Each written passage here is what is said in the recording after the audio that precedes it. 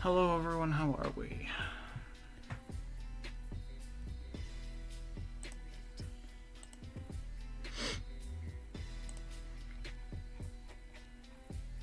Why are people paying me?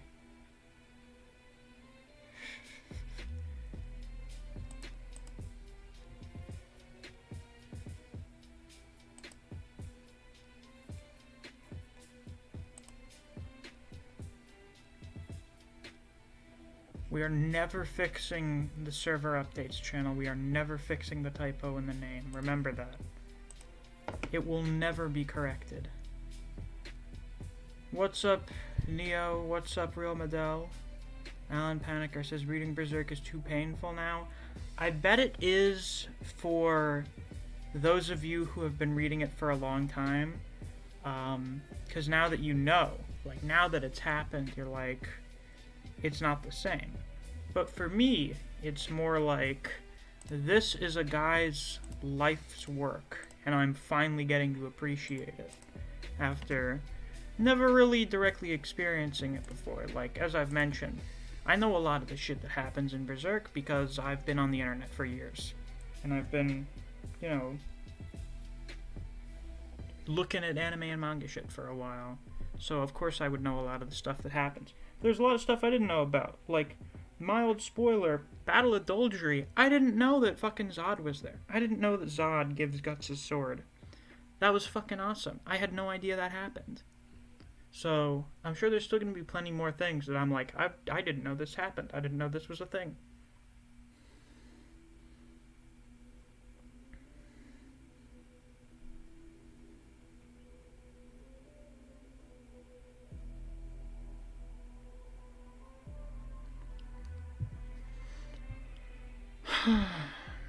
You're sick, Neo? Very unfortunate. Hydra says Berserk is a hell of a legacy. Oh, you fucking bet it is. Leaving behind one of the most famous and influential manga of all time as your legacy? Yeah, I'd say so. Alright, let's see how many more people we can get here in the chat. How many more viewers? We have 7 concurrent viewers, 5 likes. How come we only got 5 likes with 7 viewers? Let's pump that up. 8 viewers now? Let's get that up to 8 likes then. Oh, now it dropped again. Oh well. We gotta pump up those numbers, people.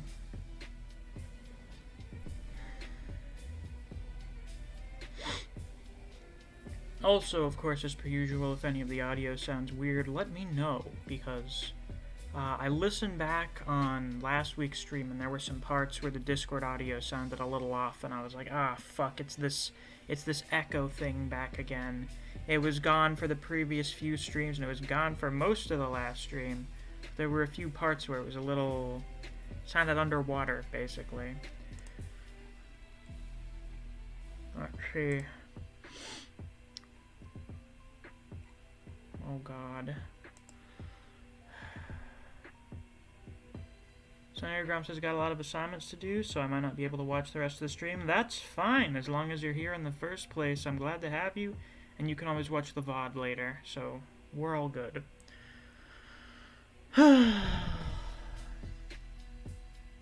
Alright. We've got 11 people in. We're about 6 minutes into the stream. We'll just start. So, as you guys know, I have 2 strikes on the channel now. Pretty shit. Pretty crap. What can you do about it? Well, you can stop posting copyrighted material. That's something you can do about it. Yeah, what can I say? I thought I was being safe with the stuff I was posting, but apparently not. I know a lot of people have always been like, you should have more panels in your videos. Or, I've gotten comments before where videos where I only have like 1 or 2 panels, people are like, you should have more panels. And I'm like, I don't know, that's kind of like risking it with the copyright. And that was basically... That seems to be the issue, is all of the panels. Even though I only used like 3 or 4 in the Ragnarok video. To be fair, I did use quite a bit for that Jujutsu video, so... But yeah, so for Jujutsu videos, we're just gonna be doing fan art from now on. So, if you see some on Twitter, or anywhere like Pixiv, DeviantArt, fucking whatever, Reddit, you can share it on the Discord, send it to me on Twitter. Just be sure to include whoever the source is, because if I'm using it in the video, I want to be sure to credit the artist. Nothing I hate more than those aesthetic accounts on Twitter and Instagram who repost art without permission and don't include the source. They're like, oh, it's not my art. Oh, great. Whose is it then?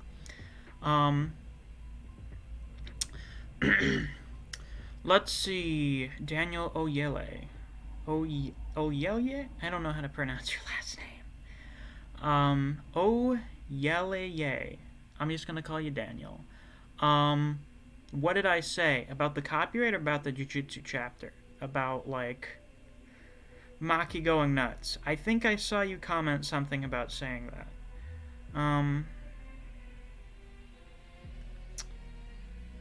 Daniel says, corporate gonna corporate. It's not even necessarily a corporate thing. It's a copyright thing. Japan has very strict copyright laws, as far as I understand. Like, you have a specific time of the year. There's a festival or some shit where you're legally allowed to make fan art for various manga. Like, you have to wait for this event to draw fucking hentai doujins of an existing series. It's kind of hilarious. So when it comes to manga and shit, they're pretty relentless when it comes to copyright. And that goes that extends to people outside of Japan on YouTube and stuff. They just they do not want you showing their stuff. Which is like whatever, but it fucks me over. I just want to talk about it and produce videos that people enjoy. So you kind of have to tap dance a little, jump through some hoops to avoid getting your shit taken down. But what can you do about it? Well, really, that's all you can do about it. Is just kind of do whatever you have to. Wolf Easy says, just go balls deep and post the whole manga. Very, very bold idea. However, I don't want the channel to get taken down, so I'm going to not do that. Daniel says, I'm a dip for a bit. Church, you enjoy your church. Russian Man says, how do you think Rasputin, Tesla, and Nostradamus will fight? I think Rasputin, if he's not just punching people, which I don't know at this rate, like how many people are just gonna punch? I'm not sure anymore. Rasputin may have like a magic spell book or something. I think Tesla's gonna have like a box or a suitcase that can turn into whatever gadget he wants. And for Nostradamus, a lot of us thought, oh yeah, he's just gonna have future sight, but Buddha has future sight. So maybe Nostradamus has a longer term future sight, maybe it's future manipulation or something, I don't know. It'll be something to do with the future. I mean, that's Nostradamus' whole shtick, is being a prophet or whatever. Being able to predict the future. Griever says, I lost my channel using panels, that's why I don't anymore, not worth the risk. Yup, so now we're just gonna do fan art. At least for Jujutsu, we're just gonna do fan art. Skin says, rip miss content, we're not dead yet, and we have that backup, which I have linked in the description, so if you're not already subscribed to it, you should go and do so. I think we're at, what are we at now? Let's check how many subscribers it's at. 431 in the first 3 days. Not bad. I want to see how quickly we can get to 1,000. So yeah, let's see how quickly we can do that. Skin also said, what the fuck were those big punches Junichi was throwing? I don't know, man. Those were his technique, I guess. The Zenin seem to have a lot of projection-related stuff, like just element manipulation, I guess. I guess so. Although not like the 4 or 5 elements, because you have fucking panels, like you made frames per second real. You can summon shit from the shadows. You can do earthbending. You can summon big punches. Wolf Easy said, Rasputin gonna smack the gods with his Pringles can. Yeah. I am faking Bulgarian. As in, you're Bulgarian? Alright, then I'll call you Bulgarian, man. Hydra says, I've never read Kangen. What's the appeal, or what's the allure of it? Pretty good art, for the most part. Well choreographed fights, and you generally find the characters fairly compelling. Skin. Oh my god, my throat got worse. What the fuck? Jesus Christ. Skin says, Misc, with his death, it's appropriate you make a Junichi character discussion. Ah, yes, I guess that will have to be the next one, with his volume cover and all of the dozens of chapters of content with which to talk about. Of course. That's the next one on the roster. Oh,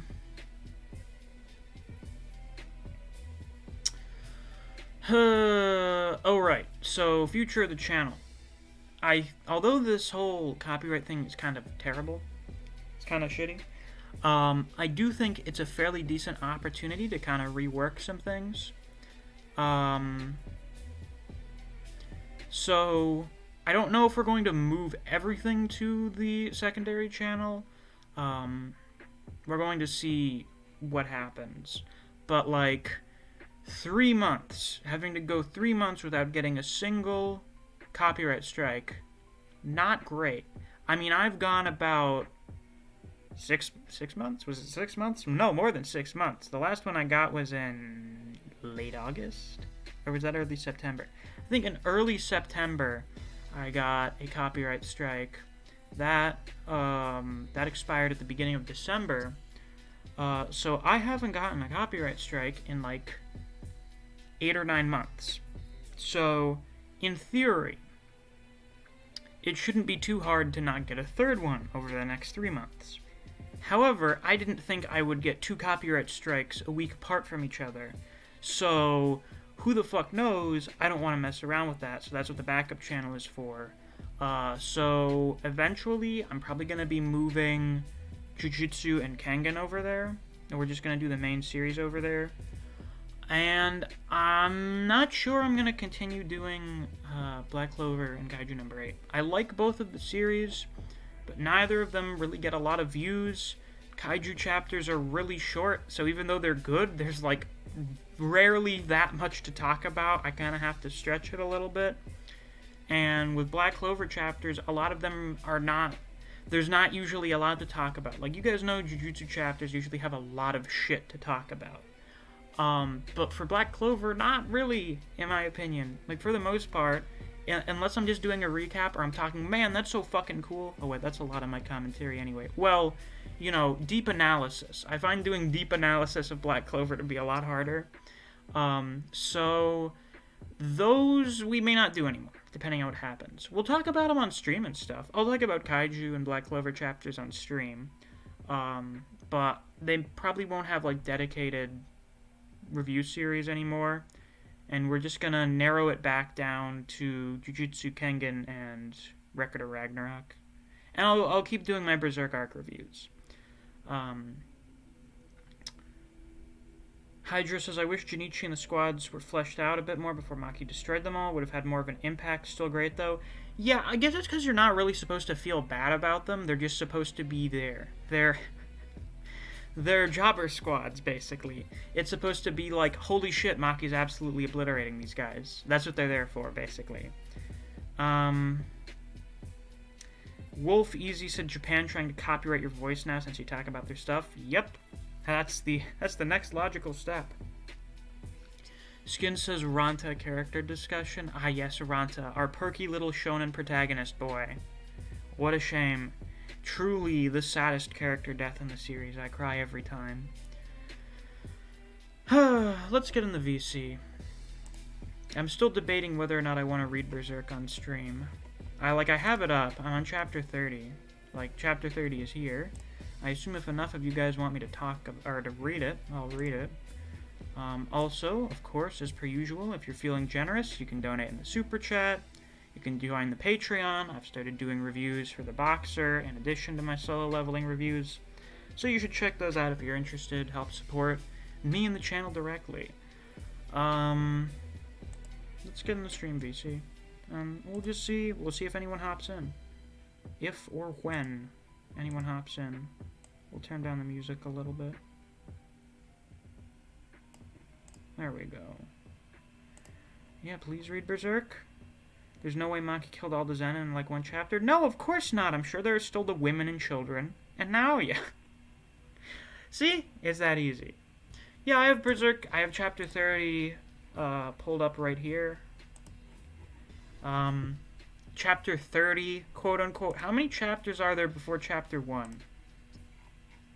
It's weird. So you have prologue chapters, you have 16 prologue chapters, and then chapter 1, but the point at which they stop doing the prologue chapters is kind of weird. I don't remember exactly what it is. Was it after Guts officially joined the Band of the Hawk was when the prologue stopped? I don't remember.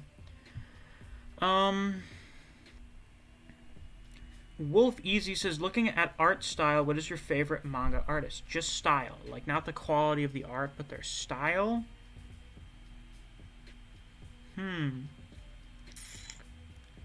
That's an interesting one.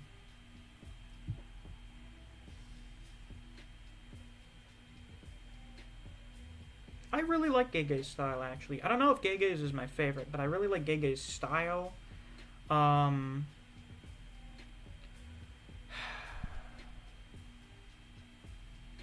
I really like Ishida's style. Like, having just recently read Tokyo Ghoul, having just started I really, really like Ishida's style. Like, he's a very talented artist, just in terms of quality, but I really like his style for a lot of the stuff that he does. And as Griever points out, Kubo as well. Kubo is very good.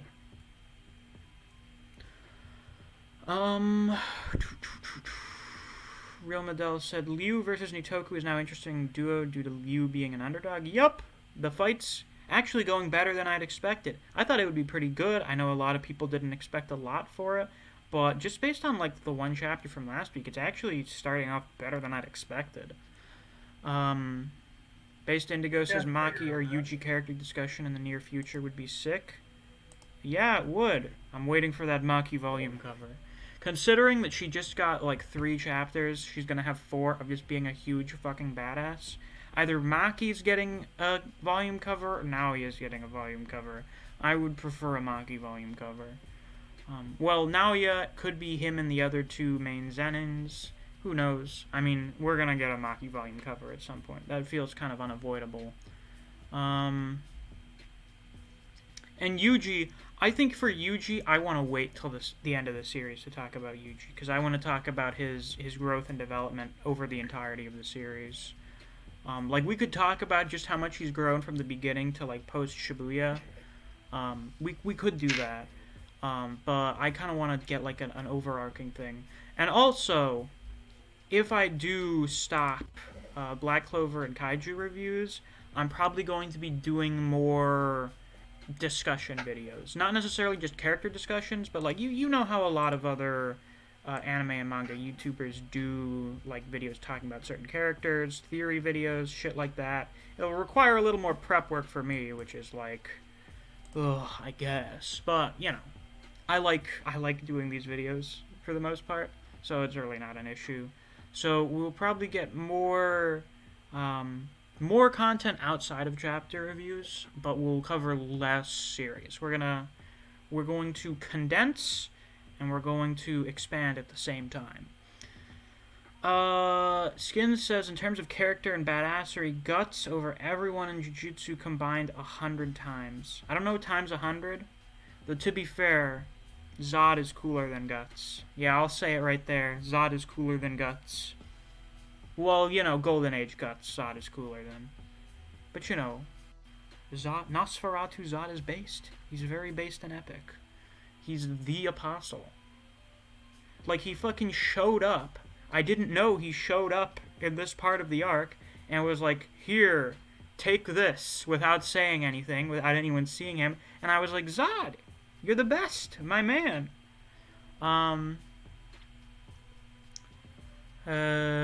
Wolf Easy says, we need Guts to fight for humanity in Record of Ragnarok. Ah, yes, if only Guts were not a fictional character as opposed to a historical or mythological fictional character. Aspenlog says, hoy. How are you, Neo, other than being sick? I'm good. I don't know what the heck happened to me, but I've been sick for the past day, but I'm getting better and I'm fine for the time being. That's nice. I need to keep readjusting to your audio quality. I try and fix it. You're much clearer, like you're much louder, but you sound like you're speaking through a tin can. Actually, no. So you were clearer before, but maybe like a little quieter or whatever. Now I can hear you much louder, but you sound like you're speaking through a metal object. I'll take what I can get. Mr. Krasy. Bro, Maki's story is amazing right now, but Yuji's getting Hikari right now. Yes, he's going to get Hikari. I guess, depending on how long this fight with Naoya lasts, because Maki's been having a lot of very quick fights. Naoya is going to be the one Zen that. Yeah, who knows? Who knows? I was so used to having a lot of long fights, or at least multi-chapter fights. Now it's weird getting all these like single-chapter fights. Jesus. Because it's a speed blitzing. It's a low diffing. Marcos says, I need to see Yuki and Nobara again after seeing this Maki greatness. Yuki, definitely. Nobara, we'll see what happens. We'll see what happens there. I was on Twitter. The other day, and someone was like, "Oh, Jujutsu spoilers, something something. Nobara would get like a color page too if she simply just opted to not die, like Maki just opted to live, just live." And I was like, "Is this a spoiler? Do we get a reveal this chapter?"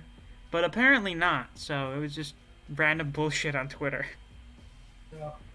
At this point, I'm just like, I don't want. Logically, I don't see Nobara dying. This is Gege we're talking about, and this man is not logical in any sense of the word, so...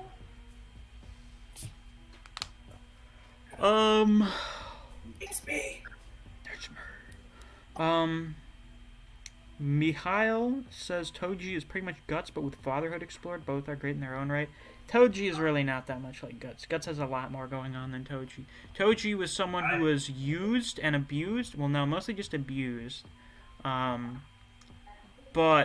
not to the extent that Guts was, as far as we're aware. Guts got way worse treatment than Toji. You remember that black dude? I remember Donovan, yes. I'm reading Berserk right now. Oh, man.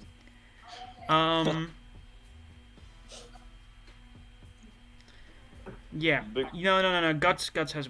They're very different characters. The only thing they have in common is they're both huge badasses, in my opinion. And their childhood sucked. Today's Sunday. I forgot. It's what Sunday? I said it's Sunday. I'm gonna see if Jujutsu Kaisen is different in Shueisha or whatever. And what, you mean like the art from the pages? Yeah. No, that wouldn't have gotten changed because the stuff we got on Friday was the Shonen Jump release. Yeah, so it'll be. They released it early in Korea for some fucking reason. I don't know. Yeah. That's what I'm saying. Kind of like. I like the translation at the end of the chapter in the Shueisha version more because it makes a little bit more sense. It was taken from me. Yeah. I feel like now, oh, don't you have a human heart? Like, why did you need to specify that? Like, no shit. What kind of other heart would you have? Yeah. It's weird. Who the fuck is... Oh, it's just someone in the background. I thought a child joined the stream.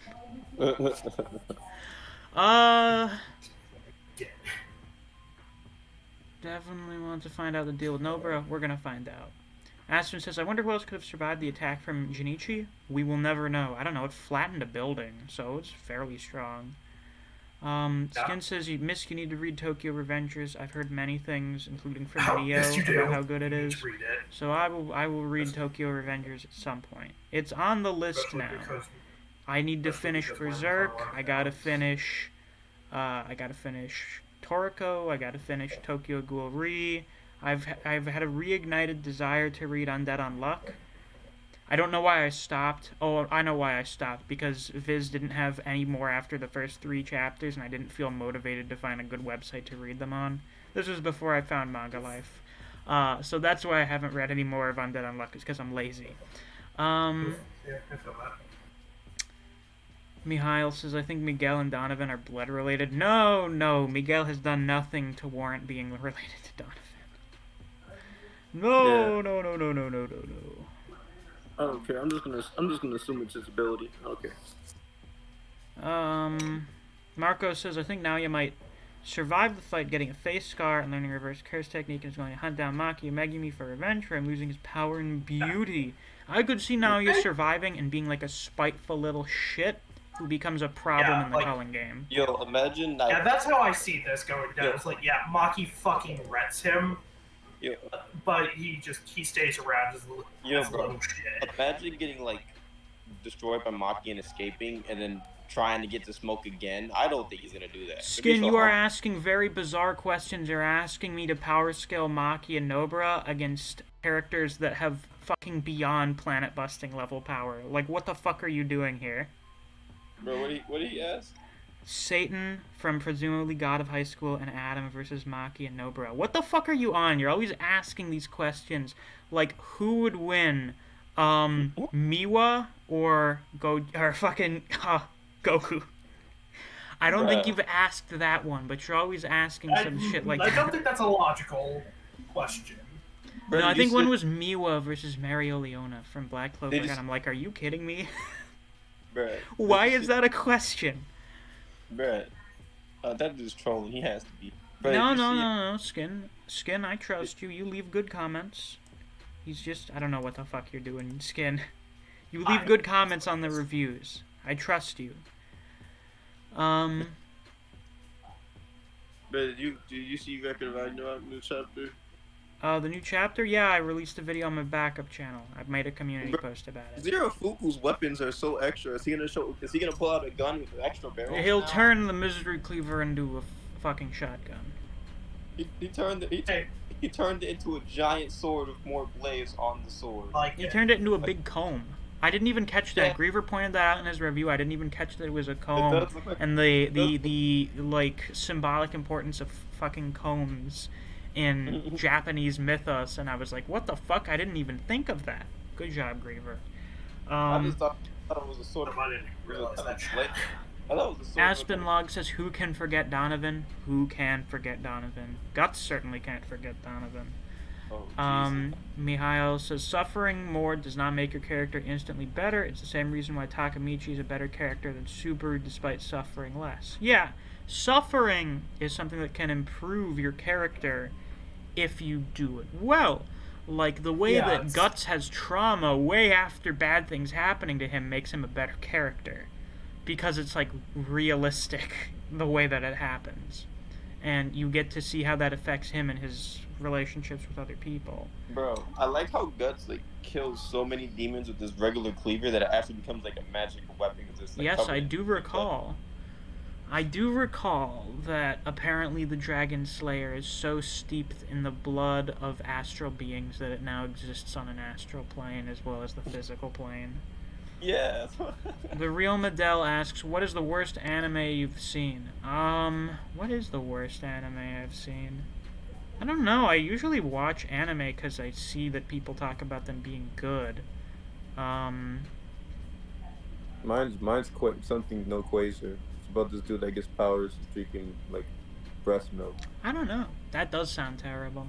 I don't know. I've mentioned this before, but I don't really go out and find shit for myself. I go almost entirely through recommendations, so I make sure I'm only getting the cream of the crop. By the way, 19 concurrent viewers and only 12 likes. We gotta pump those fucking numbers up, people. If you're gonna join the stream and you're liking it, I would hope you're liking it. You should like. I got banned from TikTok, bro. Damn, and then the viewer count drops naturally. I've noticed that whenever you bring up the concurrent viewer count, it always goes down. It's like a trick. It's a little magic trick. No more bringing it up. Joel asks, has your opinion changed with Megumi versus Maki after this chapter? No, because Maki's issue is all with the people who were responsible for Mai dying. Why the fuck would she fight Megumi? Megumi doesn't give a shit about the Zenin clan. No, he was literally like, I don't want to be in charge of the Zenin clan. So Maki's going to come back and she's like, Megumi, I have fantastic news for you. You don't have to be the head of shit. I murdered everybody. Oh, well, that makes my job easier. I don't have to manage a fucking thing. Yo, bro, she's gonna murder the entire Zenin clan, and she's gonna bring a ton of special grade weapons for Megumi, and Megumi become top of the. Gonna become He's gonna be like I the little. you know what? That was a good comment someone made on my review, I think. That Special Grade 1 isn't directly an indication of power, but in the Zenin clan, something I've brought up is that in the Zenin clan, their whole thing is like powerful techniques. So if you're Special Grade 1 in the Zenin clan, you're probably stronger than your average Grade 1. But since it's also like an honorary thing, it's like a position title, you probably have access to like way more cursed tools and knowledge about things. So because of the honorary title, because of your position, in theory, you could become stronger than your average Grade 1 because of what you now have access to. I didn't think of that. It's a good point. Yo, Miz. Mm-hmm. Did you Yes. you saw that? Did you remember for chapter 150, the new art? You saw what Megumi's hand sign was? It's like a new shadow puppet. I don't know, maybe Gege just didn't feel like making him do an actual one. It kind of looks like the New I Way feel thing, but it's that. not completed. It's like a half New Way. No, I don't think he. Why would he show a new one in like a Shonen Jump? I don't know, he just made a cover. I'm not gonna take anything big out of it until we see something. Yeah, if like it was in the actual series and he did that in one panel, I'd be like, oh yeah, that's probably. But with the volume cover, it's like It's dudes like- are just posing. They're just posing for the cover. All right, I can't wait for him to use his new Shikigami hand sign. And everyone just. Yeah, Oh, supposedly. you're right, Dad. You're right. You were right this entire time. like- Apocalypse Agon asks, do you think those cursed weapons Ogi hid will play a part in the future of the Cullen game? Yeah, totally, because Maki's gonna get them all. She's gonna be fucking stacked with these goddamn cursed tools. She's just gonna go around killing everyone. Yeah, but Megumi like told you little worm curse now. The Real Medell asks, do you think Berserk is anime adaptable? Yes. Golden Age got a trilogy of movies, and there was also the anime in the 90s. Don't fucking ask me about the CG one from 2016. I know. Don't mention that one. I know that's why you're asking, because after that fucking Abomination was released, everyone was like, is Berserk anime adaptable? Yeah, it is. You just have to have a good fucking studio. Like, know the a lot- 90s for a Berserk long anime time- is not bad. I went Well, back and I you watched know- the Zod fight from the 90, is it from 99? The 90s anime? Was it 99 or 97? I can't fucking I remember. think it's 97. Yeah, the 97 anime. I actually like that fight better in the anime than I did in the manga. They should do what they did for Megalobox, but just like do the same like thing they do for Megalobox. Because like Megalobox has like the old animation, but it's like it's Here's the thing. I know for a long time there was a lot of people who considered JoJo unadaptable, but look, Why? Because it was so fucking schizophrenic and weird? yes. Well, there you go. You just had to give it to a good studio. Yeah. You just had to Yeah, give but it anyway- to, what the fuck are their name again? David Productions. Productions? You just had to give it to David Productions? I mean, they turned a pretty average manga like Fire Force into a pretty good anime. Yeah. Fire Force is average. I like it. You know? I need to catch up. I haven't read in like 6 months, so I'm sure there's Same. much. I I've heard read there's up much on it, cooler like, shit once, going on and then I now. stopped reading, and now I know now I Fire, need to catch up. Fire Force is gonna get clout in its next season. It is, knowing the shit that happens in the next season. Yeah. But yeah, Berserk is definitely anime adaptable. You just have to have a studio that's not terrible. Just have a good studio with a the good reason a lot of production people team. say that is because of just how much detail Miura puts it into Berserk. Yeah, okay, you're not gonna have the detail. You're not gonna have the same level Yeah, of detail. like, you just have to It's capture like people kind of don't a look understand. and the vibe. You have to capture respect the speed. vibe. It's gonna be like JJK. You know, you're not gonna have the same level, the same like art style, but it's gonna be just as good. You know what I mean? Yeah. Yeah, like anime for JJK is really good. Hydra It's says, I really think good now he job. has something up his sleeve. I don't think he's stupid enough to throw himself into a battle like this without a reason. Yeah, he's gonna have some shit. We already know he's sneaky with like using weapons and stuff. I imagine he'll do that. Some I people have think that- suggested he may have a domain expansion, which is possible, I think. We need to Or see not. more, because you can be like a Yeah. grade 1 level sorcerer and have a domain expansion.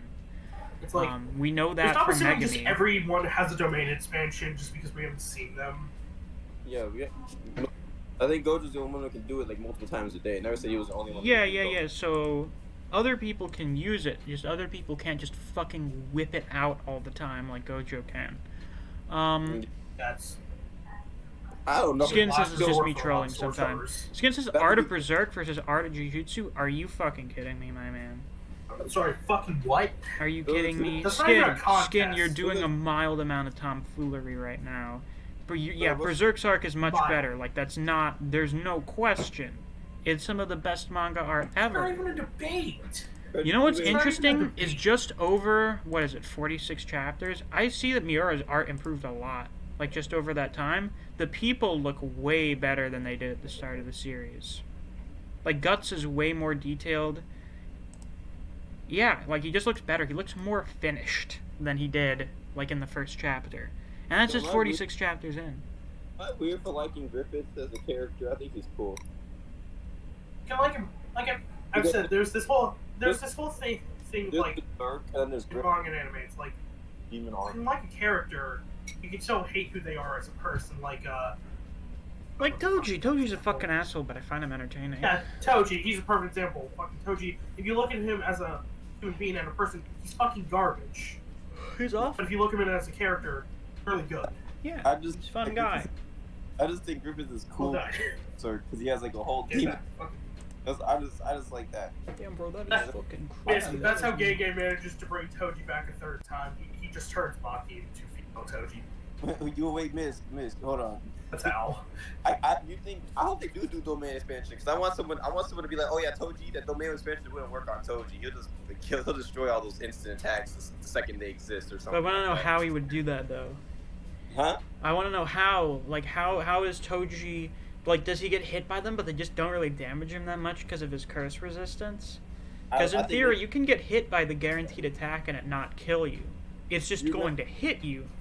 However remember- much That's the damage whole it thing does with domain. depends It's on the not strength an of the insta attack. kill. It's just Instant Hey, hit. it's not an insta kill, but it's Miss, gonna hit every you time. remember Ghetto's like little curse that put him in a domain with all those scissors, like attacking every It was part of- it was imaginary vengeful spirit with an innate domain.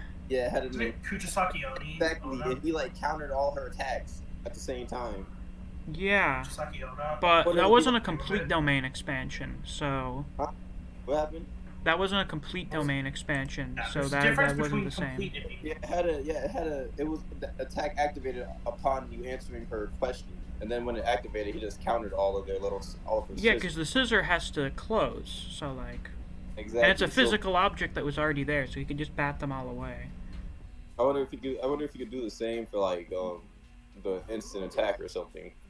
Because what's it called? Maki's pretty durable. Like she survived that freaking like. I don't even think she's like scratched from that earth attack that dude did. No, So, like- I don't think she was. Yeah, she wasn't. And what's it called? Told you wasn't even really like hurt at all by Gojo's red attack. So they got some hard skin. But they got some hard. They're strong. So I want to see what happens if she's in her domain. I hope she doesn't get doo-doo dog. Okay, here's what we're gonna do. We're gonna catch up with the chat. I'm gonna fucking read Berserk. That's what we're gonna do.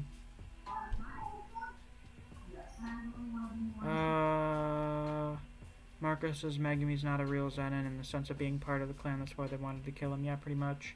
Hydra says Vagabond is the best art in any manga, in my opinion. I've seen Vagabond art, and it's a contender for that. Bob said, Maki, yo Megumi, I slaughtered the younglings too. No need to worry about any of the rest of the clan. Megumi, neat. Real Megumi's Medell just says gonna my be like- cousins have many Whoa. volumes of Berserk and they never remove the plastic covering. So they're keeping them mint in packaging. Interesting. I think I saw King of Lightning has that. Like he has some of the deluxe edition volumes and they're not opened. I was at Barnes & Noble today and they had, like, by the manga section, they had this little wall, like, on the side of the bookshelf with a sign that said, like, a life remembered or something. They didn't have Miura's name, but they had, like, the first 3 volumes of Berserk and then, I think, 5 through 7 of the deluxe edition volumes. And I was like, oh shit, like, Barnes & Noble is, like, rip Miura. And I'm like, holy shit. That was neat. I mean, I didn't buy any of them because I didn't really have any money on me, and I can't just drop $50 on a big fucking book like it's nothing. Since I have not bought a JoJo volume in 2 years or so, in a year or so. Yo, did that guy with the glasses die? Which guy with the glasses? The one Haruto stabbed. Ijichi? You forgot Ijichi's name? To be fair, I did too on my first read. I don't. Did he die? No, he survived.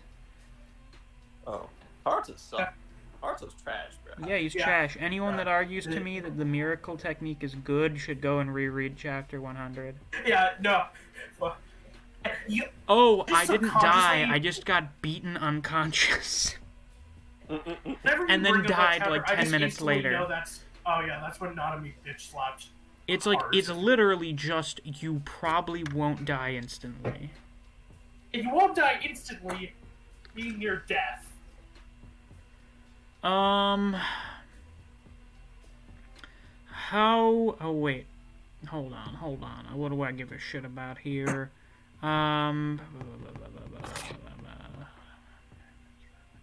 Aspen says...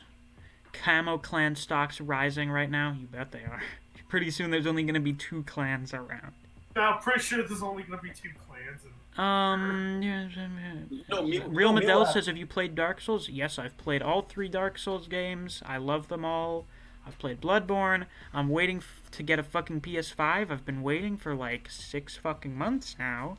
So I can play Demon Souls for the first time.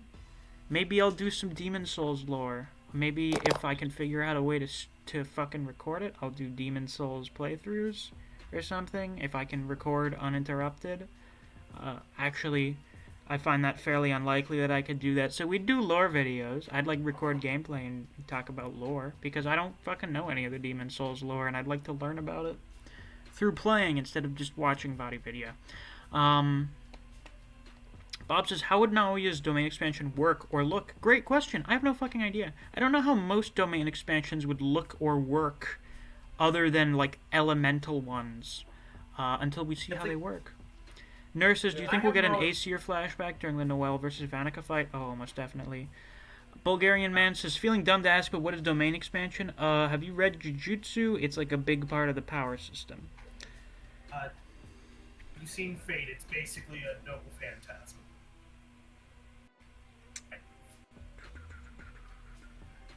It's not all noble phantasms. Shit.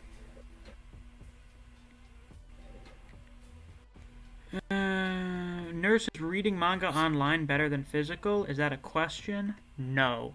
I picked up my Chainsaw Man Volume 3 last week, and I read it, and it was very different from reading it online. Like, there's just a different feel. The art looks nicer when it's on a physical piece of paper. Bulgarian Man is being sus. Being very sussy in the chat.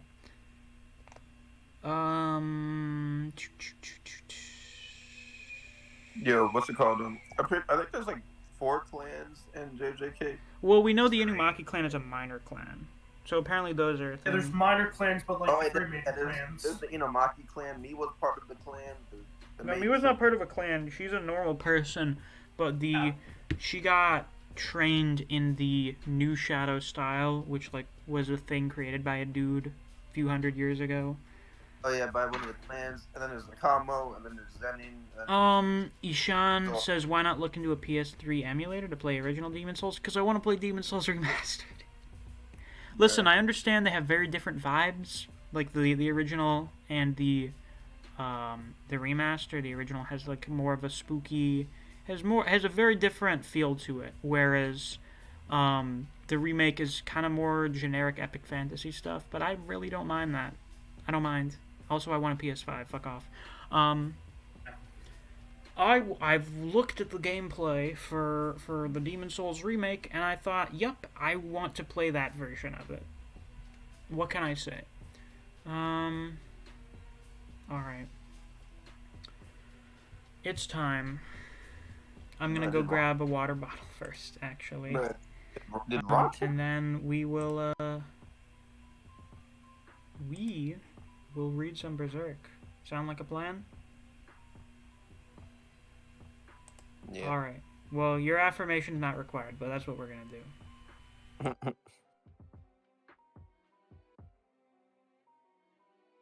I like Megumi. I feel like most of us like Mega.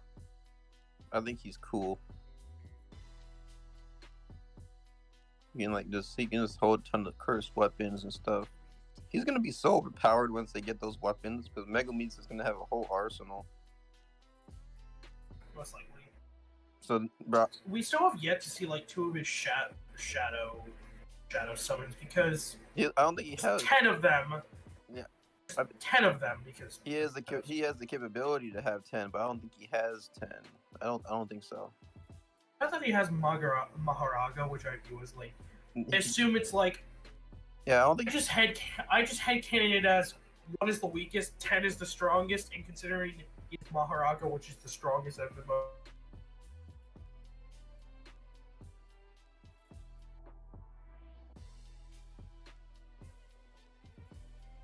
He doesn't have control over him. Oh wait, I just realized if I deafen you guys, OBS doesn't pick up. So- Alright, so we're just gonna have you guys rambling to this empty room for a couple He minutes. can summon him, but he would just end up getting murdered by Maharaga along with his enemy. Girl. Bruh, I swear that looks like a new hand sign. I don't care what y'all say. That looks like a new hand sign. I just don't think like Gege, even though he's a mad lad, would reveal a new hand sign for one of Megami summonings in like a Shonen Jump cover of all things. I mean, I think he would, but I don't think he'd do one that I can Google and figure out what it is. Cause I tried to Google that to see what kind of hand sign they look like. It hasn't shown up, so it's probably something new to the series. It's like probably a hand sign, but just that Gege made up. Looks like a turtle. I'm gonna say it's a turtle. He's a turtle Shikigami.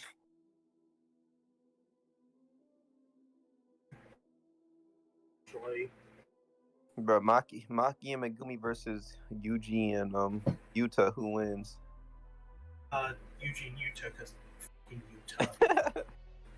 Because they got the curses inside of them, bro. And Yuji just like boxes. But I think Megumi and Maki's gonna be a great team if they team up in the Culling game. I feel like that's what they. I love how we were so focused on the Culling game, then Gege said, "Sorry, we're not doing that for a while." Oh yeah, we're doing preparation for this is all preparation for the Culling game right now. It's like we were like, "Oh yeah, the Culling game." We got like 2 chapters of showing us people like the angel chick, Hanako Rusu, and then the other guy, supposed new 7-3 guy. And then Gege is like, oh yeah, we're actually in the perfect preparation arc. We're not in Culling game arc right now. So I'm just calling this the Zenin massacre arc. I don't care what people say. This is the Zenin massacre arc. perfect preparation means like Maki, what she's doing to get the cursed tools, what Yuji and Megumi are doing to get Hikari, and what Yuta's, and that's gonna show Yuta perfect preparation part something with Yuta, and Yuta's already gonna be done with his job because everyone's gonna be freaking dead. I was going like, I think Yuta. It was like Maki was gonna go retrieve the weapons. Now Yuta Yuta was going to one of the districts to enter the. Yuta was going straight for one of the Culling games. Yeah. She and Megami were going to Hikari, and then Yuki and Chosa were staying behind to defend Tengen. Yeah, so That's fantastic. That's all great shit. Now it's time for me to read Berserk. So Yeah, we were talking. Is this It's basically saying like.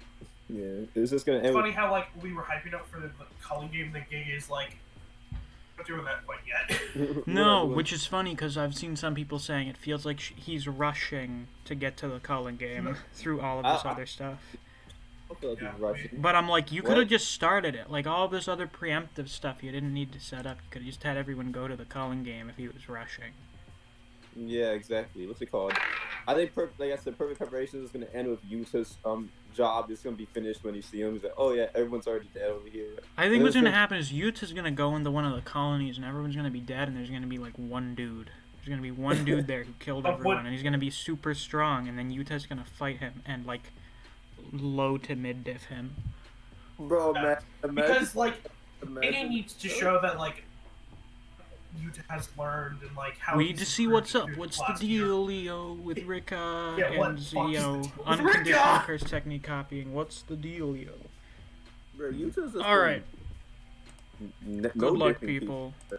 I don't need people in the chat while I read Berserk. Or, well, they're in the chat. But I'm going to be reading Berserk, and I don't need people fucking talking over me. So, once again, you guys, you fine people, If you're feeling generous, you can drop a super chat. I don't care for shit what amount. I'll read whatever your comment is. You can link a thing for me to watch or whatever, or read. So yeah. So Berserk Chapter 30, we just had the Band of the Hawk take over Doldry. I think that was the name of the fort. Pretty cool. Griffith killed that old dude that fucked him in the ass a long time ago.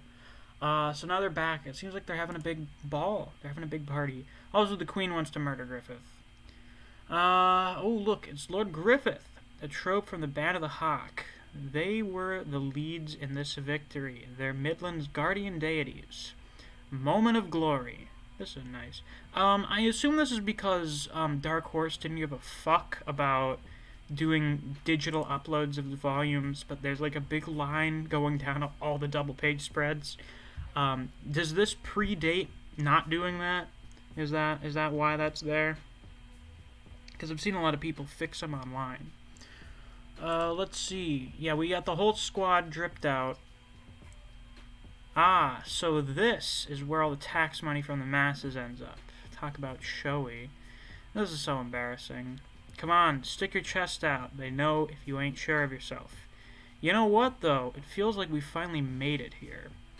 But you're right, we really have to be standing here in a kind of place I've only heard of in fairy tales. It's like I'm dreaming or something. If I hadn't met up with the Hawks, with Griffith, I never would have even thought of a dream like this being in a big castle hall surrounded by nobility. Yeah, you said it.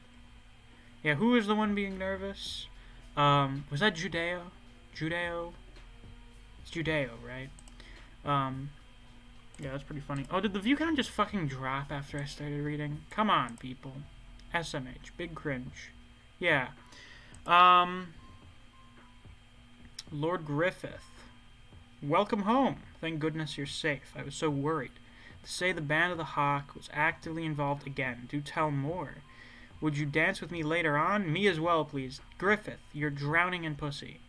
Aren't tales of battle rather barbaric and boring for ladies? Not at all. They're stimulating. Oh, yes. He's a natural. Amazing.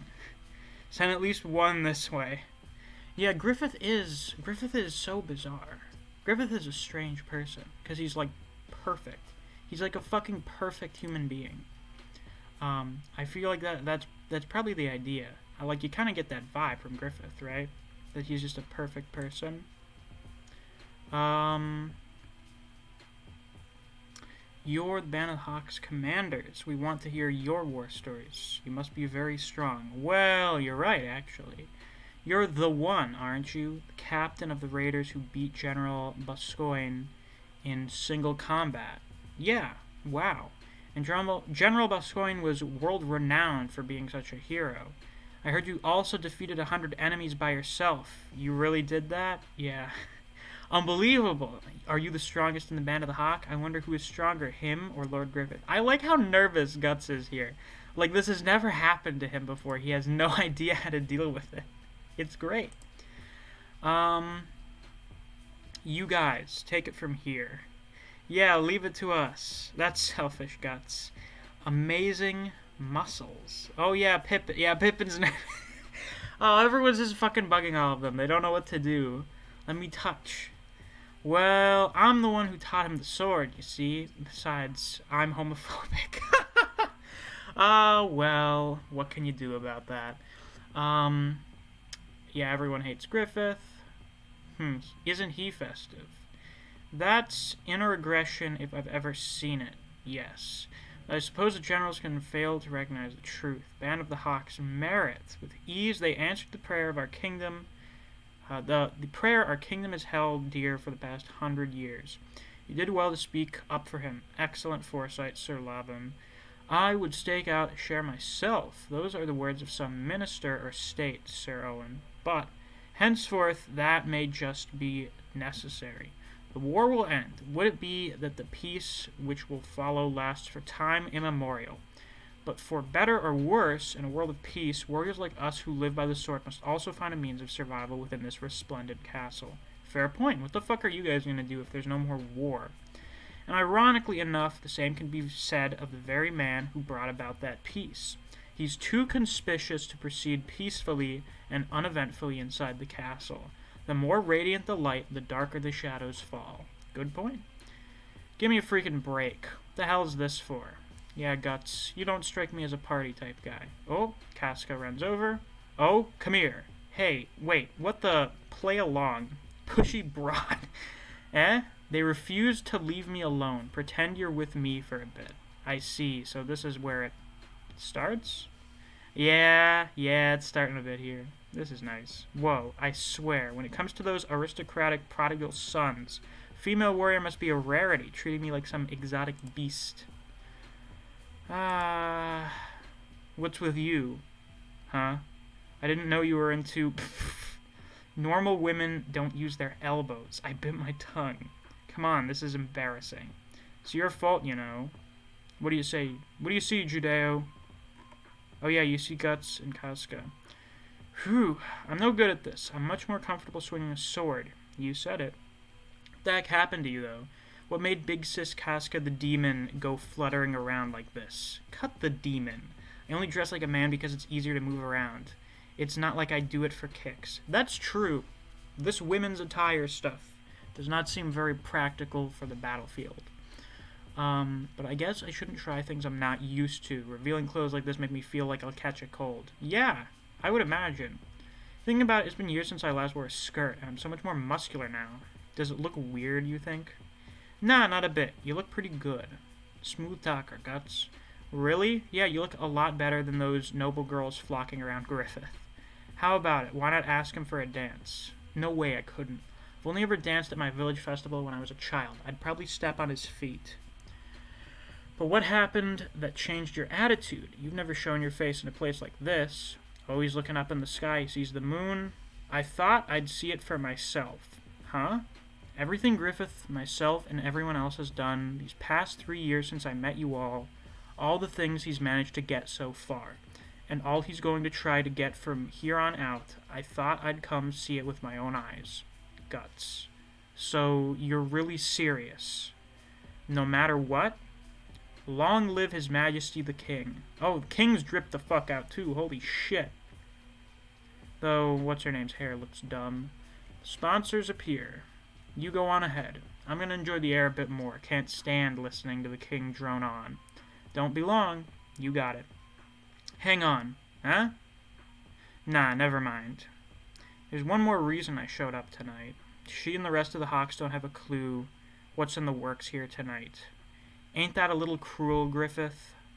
First and foremost, we have good news for all of you. A short while ago, a special envoy from Tudor brought word that an armistice agreement with our kingdom has been signed. We thank from our hearts all those who have endured this lengthy time of trial along with us. There are more than a few who speak out in opposition to this armistice. Hatred of Tudor, along with those who have lost friends and loved ones in the war, has no doubt persisted for 3 generations. We sincerely sympathize with them. However, the rebuilding of our wearied kingdom is far more urgent. Hereafter, we must focus that strength toward our kingdom's prosperity. Oh, she sees Griffith. As you know, the Band of the Hawk, led by Count Griffith, demonstrated exceedingly great merit leading to this armistice. The recapture of territory has been our kingdom's most fervent prayer since the days of 2 kings prior. Oh, he's talking about us. It has continued to be said these 100 years that the capture of Doldry was impossible, but with their bold, unique brand of valor, they have finally accomplished it.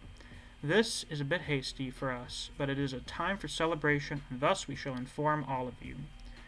Excuse me, please let me through. She's the Hawk's Lady Commander, my. At the military award ceremony 2 days hence, we plan to present Count Griffith and the Band of the Hawk with the Midland Army's highest ennoblement title, the White Title. Perhaps appropriately, as the White Phoenix General Griffith and the White Phoenix Knights. Also, we shall beknight all of the Band of the Hawk's current unit commanders without exception and raise them to peerage. Cool, so everyone's getting knighted. Nice. The White Phoenix General. He said the White Phoenix Knights. Fantastic. That's wonderful. The White Phoenix General Griffith. I don't believe it. We're going to be nobles. Griffith? What's this facial expression? Are you happy? Are you not happy? Are you contemplating things? Oh, you look through the window, you can see Guts is there. He's smiling. They smile at each other. It's nice. Moment of glory end. There we go. Ah, the view count's gone back up a little bit.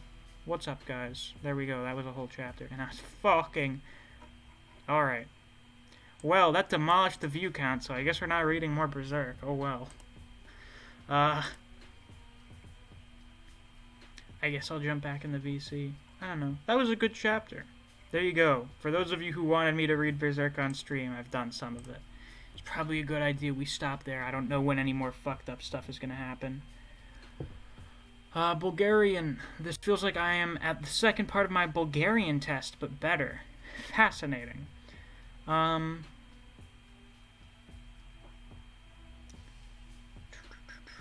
Yeah.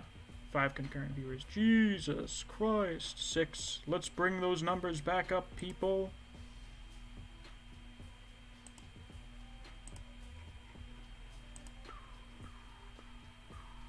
So how are you folks? How are you all doing on this fine afternoon? I mean, we could read more, but the viewers don't seem to be interested. So, whatever. Maybe I'll do a designated Berserk reading stream in the future. Alright? I'm not reading the Eclipse on stream, though. You can go fuck yourself. I'm not reading the Eclipse on stream. We will, maybe when I get to the Conviction arc, I'll read that on stream, alright? Somebody get the fuck in here. Get in here. Get in here, you little bastards.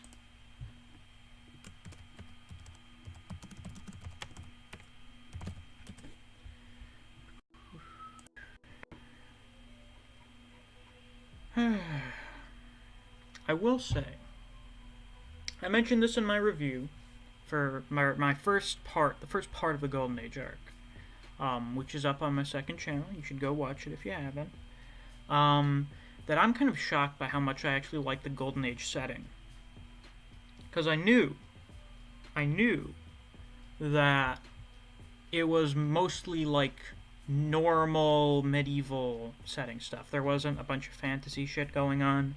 Not a bunch. Like, there's still some, like Zod is there. But for the most part, it's just humans fighting each other, you know, human stuff. So I didn't think that I would like the Golden Age setting as much as I do, but something about how Miura did it made me really interested in it. It's probably because we don't get, like, super into deep political stuff. It's mostly just, oh, Guts and the band of the Hawk go and fight a bunch of people. And it's cool. It's cool watching that. And you give a shit about Guts, you know, getting to know the band of the Hawk, becoming close friends with them, and seeing how their relationship evolves, how that helps Guts develop as a person. It's all really good. Daniel says, Jean-Pierre is the best character in the Boxer. Fight me. I will give you one Yuto Takeda, alright? That's the best character in the Boxer. You can fight me on that one. That made me feel some shit that not even Jean-Pierre's fight made me feel. Alright? And then the fight after that with the What's-Their-Name brothers, that also made me feel something for some reason. Not as much, I don't think, maybe. It was kind of dread. I was like, please, God, just let something good happen to these people for once.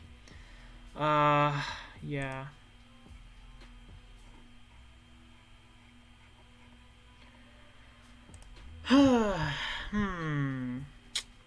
Let's see. What's a question I can ask you guys?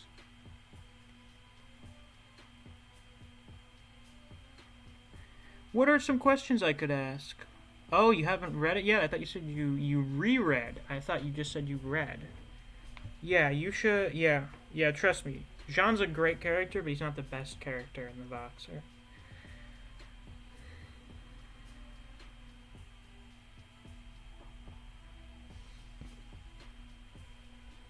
Let's see. I remember there was some stuff I had wanted to ask some of you guys. Or, you know, you guys, you general collection of people. I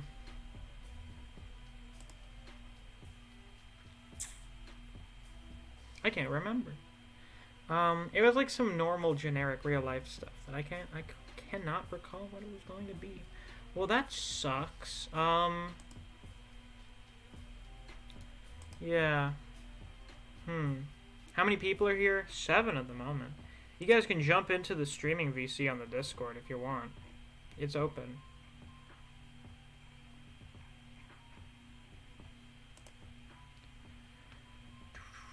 Oh, we're up to 9 now. Fantastic. Yeah.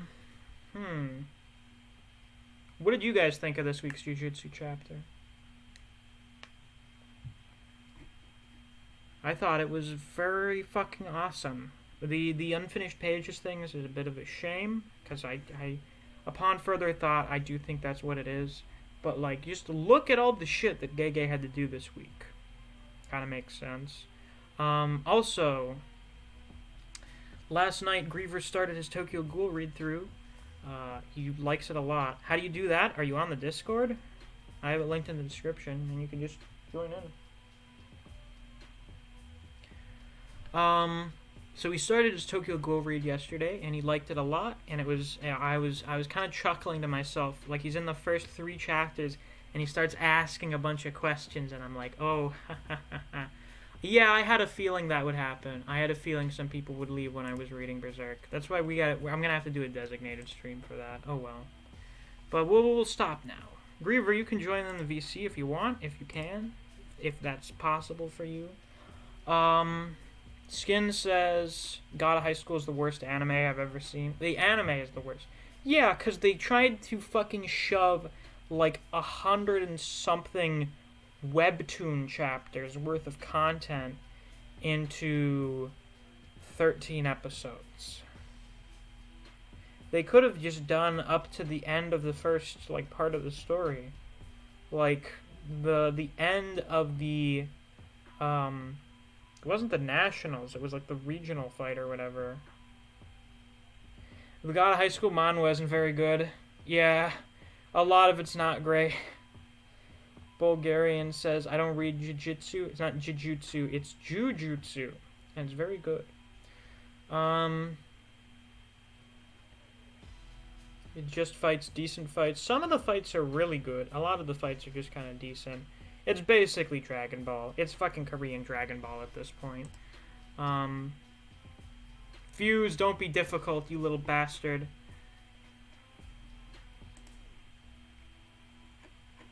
Gonna come and talk back to me in text-to-speech? SMH. How very disrespectful of you.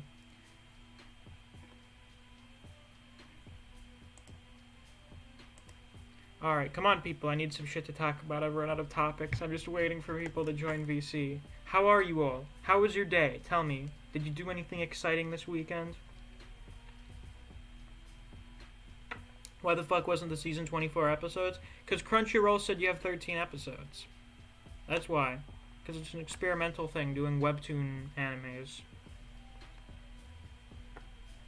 To my American viewers here, I don't know how many of you are out here. What are you guys doing for Memorial Day? You gonna do like some fucking, you gonna do, goddamn barbecue? I don't know what the fuck people are doing anymore. I don't remember the last time I actually barbecued for Memorial Day. Memorial Day has never really been like a big holiday for us. I know it's like a party holiday, pretty much. But we've never been like a big... Never been much like a big party people, so... Shin says that's like if we tried to shove Chapter 1 to Shibuya in 13 episodes. Yeah, kinda is.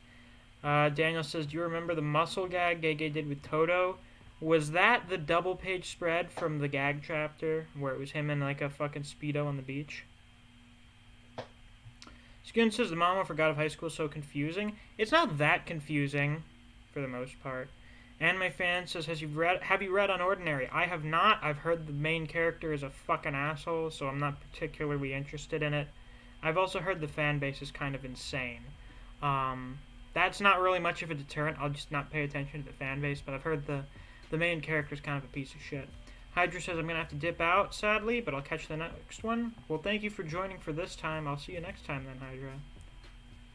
And you leave your streams up, don't you, Misc? I do. I leave them up. I even have a playlist for them. Did I add the last one to a playlist? I actually have to check. It's funny you say that, because I'm actually, I just realized that after we finished doing the read-through, of Jujutsu Kaisen the first time, I never made a playlist. I So all my know. reviews and I all my don't know streams why I've aren't never gonna- brought that up to you.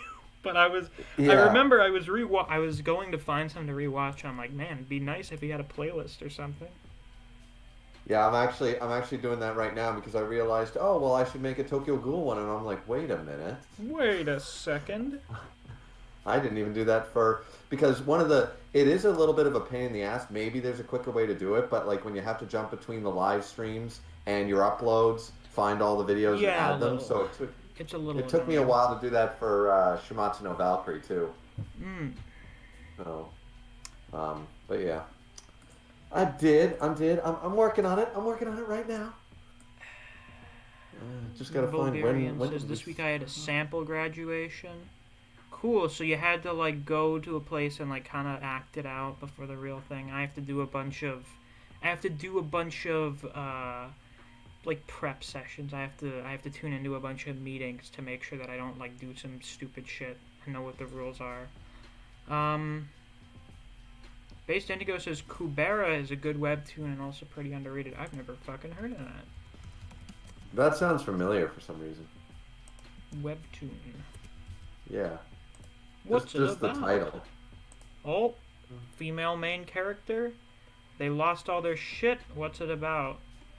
Oh, magic. Cool. There's a magic guy. Oh, it's an adventure thing. And unraveling a mystery. Neat. You know I may you know keep what? that in mind. Actually, something that I miss about those type of stories What would is that the be? simple, like record. I don't know if you watch like older anime. You probably haven't missed, but things like Record of Lodoss War or like Inuyasha or Vision of Escaflowne and stuff. There was an overall theme of okay, the shit's gonna go down in the final arc. Slayers. These were adventure manga. We went on a journey with a couple of swordsmen and an archer and a mage, and it was just like, what hijinks ensue, right?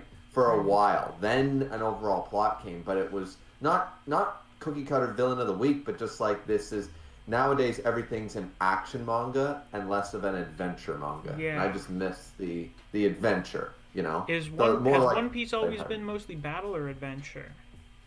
That is actually One Piece right now feels so serious because it's in such like big parts.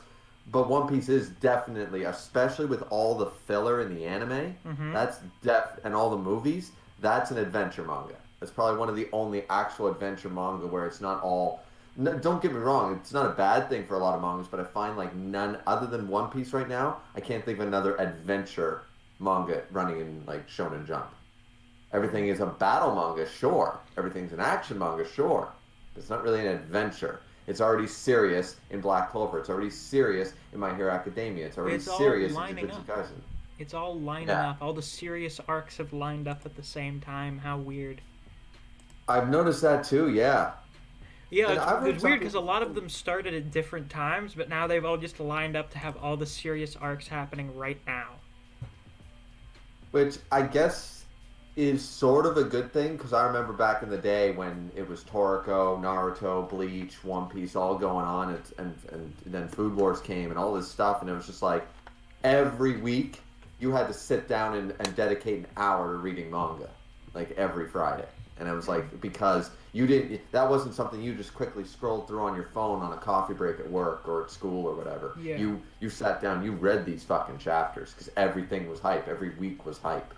I definitely miss that, but I feel like right now, as you said, some of the arcs, they're all correlating. Like My Hero Academia doing pretty good right now. Black Clover doing pretty serious stuff right now. Jujutsu Kaisen, serious stuff. One Piece, Pretty serious shit right now. Yeah. So I like that. I like that aspect. Oh yeah, so you already think Tokyo Ghoul is a 9 out of 10. Nice. I would probably put it there. It's weird. It's so weird when I read stuff that's really good. A lot of the time I don't have like this big profound reaction to it, but I finish it and I'm like, I didn't really have any problems with that. Like there was nothing that stuck out to me and I'm like, I don't like this. Like there was just none of that. Yeah. I was actually pleasantly surprised. I shouldn't say surprised, like sort of, you know how like Iago from Aladdin, hate is such a strong word. It's not really like surprised, but like a lesser version of surprised. Maybe shocked. I don't know. Like, because I already heard great things about Tokyo Ghoul. Yeah. I didn't know anything about it, but I heard that it was a very good series. So surprise is sort of the wrong word, but I didn't think I'd be this into it. You know what I mean? Yeah. Like, I didn't think I'd be I wasn't this. sure you'd be this into it either. No, it actually surprised me.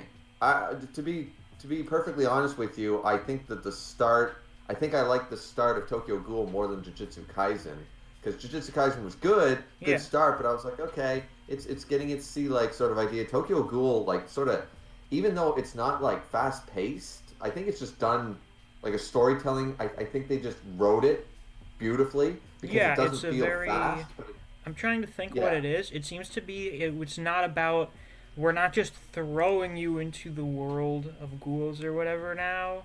It's just kind of like, oh shit, Kaneki's a ghoul now. How will he deal with this? Yeah, it feels, every page feels intense without being overhyped. You know, like, it's just done properly. It's just a very well done manga, and I think that's the draw. I think that's why I'm so impressed right off the bat, because I was sucked in within it. I know, like technically, what did I get up to? Like chapter 14? Yeah, I think you got up to chapter 14. Yeah, we're realistically, we're about 20 chapters in, because chapter 2 was like 40 pages. Chapter 1 was over 50. You went way faster than I expected. But as I think you pointed out, it's like there's not as much to unpack as there was with like early Jujutsu stuff, or really Jujutsu stuff in general.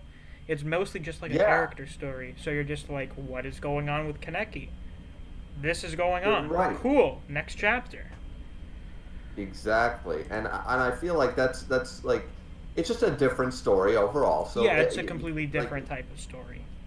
Exactly. So I think Jujutsu Kaisen, I think it's the same, like, I'm not going to bash it, but like Hunter x Hunter takes a lot more time to read through a chapter because it's very dialogue heavy and it's not very basic. As I said, I think I just find the flow of Tokyo Ghoul, the way they did the pacing for the world building, is very easy to understand. You don't need to spend a moment and go, and scratch your chin every second panel, right? Yeah. And I find like Jujutsu Kaisen is doing that. It's not bad that it does that because it's a very intricate power system and stuff. But yeah, there's a lot of moving parts to understand.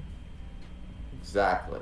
So I just found, and when I noticed that, I was like, geez, am I like speed blitzing these chapters? And I'm like, no, I'm actually not, because I'm stopping and talking about and making analogies and comparisons to video games and other mangas and other characters. I'm doing what I always do. It's just paced incredibly well that you can keep reading and you want to move forward. You want to know what happens next, sort of, you know? Yeah. Just done very well. That's why right now it's a solid 9 out of 10. Of course, I just read it, so of course it's like when you go see a movie. That's the greatest movie of all time. That recency bias I keep hearing about and keep bringing up all the time. That's exactly. I've never heard it coined that, but that's an excellent terminology for what it is. Recency bias. It's exactly what it is too. Sums it up completely. Like everybody came out of The Dark Knight, and everyone said that was the greatest movie of all time and stuff like that. And don't get me wrong, The Dark Knight was a fantastic movie. Heath Ledger's Joker, all that stuff. Yeah. But is it the greatest movie I've ever seen of all time? No. No. It's still a really good movie, but everyone was just, we're going to see it 4 times. Like, yeah. No, wait. You know. That's like, I think it's good. It's not that good. Calm down, people. It was funny. I was just thinking before the stream yesterday. It's like Tokyo Ghoul seems to be a lot of people's, like, maybe not entry anime, but one of their first anime. I was thinking it's like little Timmy's first seinen. It's your first dark, edgy manga that you read for a lot of like new anime fans, or at least a few years ago, like the big edgy whatever violent anime that they got into, where a lot of terrible stuff happens to the main character. And a lot of the time, like when we think about that, you think about like fucking, well, not for the same reasons, but like Naruto, with like the intro anime that people get into anime through. And it's just like, why do people get into Tokyo Ghoul? I don't know, because it's edgy and has not vampires in it. And I'm like, yeah, maybe. But then I read it and I'm like, oh, this is actually amazing. I would agree with that. I actually would say that another one that people, their first step into beyond the Naruto, not that Naruto doesn't have some overall themes later on, but the sort of the younger generation stuff, the Pokemon, the Digimon, the that kind of stuff. The first time something a little more darker, a little more edgy, I find that people are introduced to was Death Note. Yeah. Death Note was the big one, but Tokyo Ghoul was slowly almost like the successor right after Death Note. Mm-hmm. That a lot of people, because anime it wasn't really mainstream quite yet at that sort of junction. It was becoming what it is today, and Tokyo Ghoul was the newest, latest. This is before One Punch Man, Attack on Titan, Demon Slayer, all these big name productions, and Tokyo Ghoul was like, this is our serious, edgy thing, and it really did do very, very well in the West, I believe, and a lot of people were talking about it because it was so dark and edgy, and I remember the emo stage. I've seen a lot of people have like Tokyo Ghoul merch, or they'll post like Tokyo Ghoul stuff on their social media. So that seemed to be a lot of people's thing. Though the thing is, I think a lot of these people got into it through the anime. So I don't know how aware these people are of the actual quality of the series or something. I don't know. I don't know how many of the not weebs, because like weebs usually read the manga, but like casual anime fans have watched Tokyo Ghoul and have read the manga, or how many haven't. Like, for how many people is Tokyo Ghoul this series where it's like, oh yeah, the first season was really good, but the rest sucked? Or, they're like those people that have no taste and they think whatever came after was still good. Those people. Yeah. But yeah. It was funny. Well, I hadn't thought about who my favorite character was, because there were a few that I really liked. Several of them haven't been introduced yet. There are a few characters that I'm like really, really like among the cast, and I hadn't thought about which one was my favorite among all of them. And then going back through the chapters in the stream when you were reading it, I'm like, oh yeah, Mr. Yoshimura is probably my favorite, for a number of reasons. Yeah, he's really cool. Well, him and Yomo, is that how you say his name, Yomo? Yeah, Yomo. Those two right now I would say are my favorite, and then I'd probably go Toko and Heidi. I like, those are probably right now my top. Don't get me wrong, I like Kanaki, but he's still the main character, and I find that there are very few main characters that are ever my favorite character in the series. That's the same for me as well. I don't know if you've ever heard, but Kaneki gets a lot of rep as a very good protagonist. And I think he's good. I don't think he's as good as a lot of people say that he is, but I think he's pretty good. Having read the series and looking at him overall, I'd say he's a pretty good main character, but I don't know if he's as great as a lot of people make him out to be. We will find out. You will find out for yourself, though. Right. Yeah, because clearly he's struggling with this, but clearly there's another side to it. It's actually, I'm assuming, like, you're not going to tell me, and that's great, but I'm going to assume that the white-haired version that I've seen in a lot of media and stuff, and it was the one thing I knew about before the series, I assume that might be in, like, his ghoul personality, maybe, and he changes into a more sadistic version of himself or something, or a more hardcore version or something like that. And I've seen that done in many manga that I've read, and as I said before, I've never really seen it done too poorly. It always seems to work. So I'm excited to see if that's how it happens, or that's just his Super Saiyan mode and he doesn't really change up personalities. I'm just excited to see what that means and where it's going as he transforms. I assume that means he's delving more into a ghoul, and then he can pull it back or something like that. I don't know, but it'll be interesting to see. Yeah, very interesting. It was funny. I think I'd actually forgotten about the white hair. Like, I started reading Tokyo Ghoul, and then I got to a certain point, and I was like, oh, right, the white hair. I totally forgot. You're, like, the guy. You're the dude. Yeah. Right. Oh, and also, when you were going through the stream and you were asking all of these various questions, wondering how things work, and I was sitting there, like, rubbing my chin, kind of grinning to myself. I'm like, oh, those are very interesting questions, Griever. All very interesting questions. Yeah. The only, as I said, the only thing that I'm trying to figure out, and I'm hoping that it's either explained or I'm just going to go off on a limb and say that my theory is right, is the whole of the I-beam crushing her fucking body. You know what was funny is I didn't even think too much about that. My logic was just, oh, she's a ghoul, whatever. I guess the kidneys or whatever weren't that damaged, depending on what happened. Yeah. I don't know what would have happened. They say she died instantly, but like we see she's kind of conscious for like a few moments after the fact. So I don't know. So that's what I'm sort of going with, because at the end of the day, my only problem with it is not that she wasn't necessarily dead or her body is ghoul and it's durable. It's that if her body was regenerating, then she was alive. Did a ghoul hunter investigator come up and put a bullet in her brain and then she got transported to the hospital? Like, these are all interesting questions I did not think about on my initial read. Well, there we go. And as I said, that's actually a sort of a nitpick, really. Like, sometimes that would tick me off, but I think that, like I think I've come up with a good enough theory so far about, like, the whole, okay, she was alive.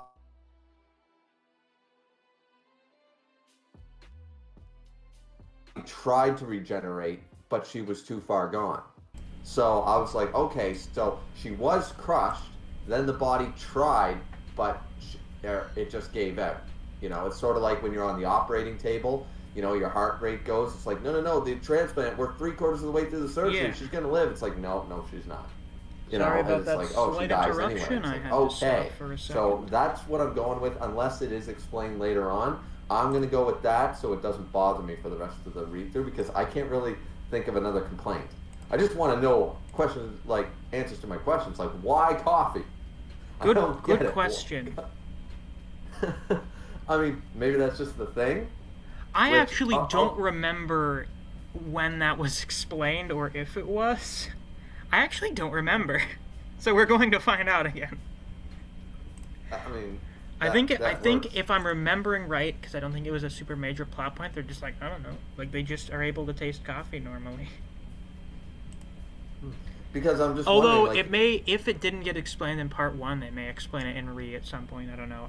I've only gotten like 13 chapters into Re. Because like I would just have questions of, if that's the case and it's just coffee, then I'd argue, okay, well, what's in coffee? Caffeine, tannins, this, that, and the other thing. And I'd be like, okay, well, what about tea?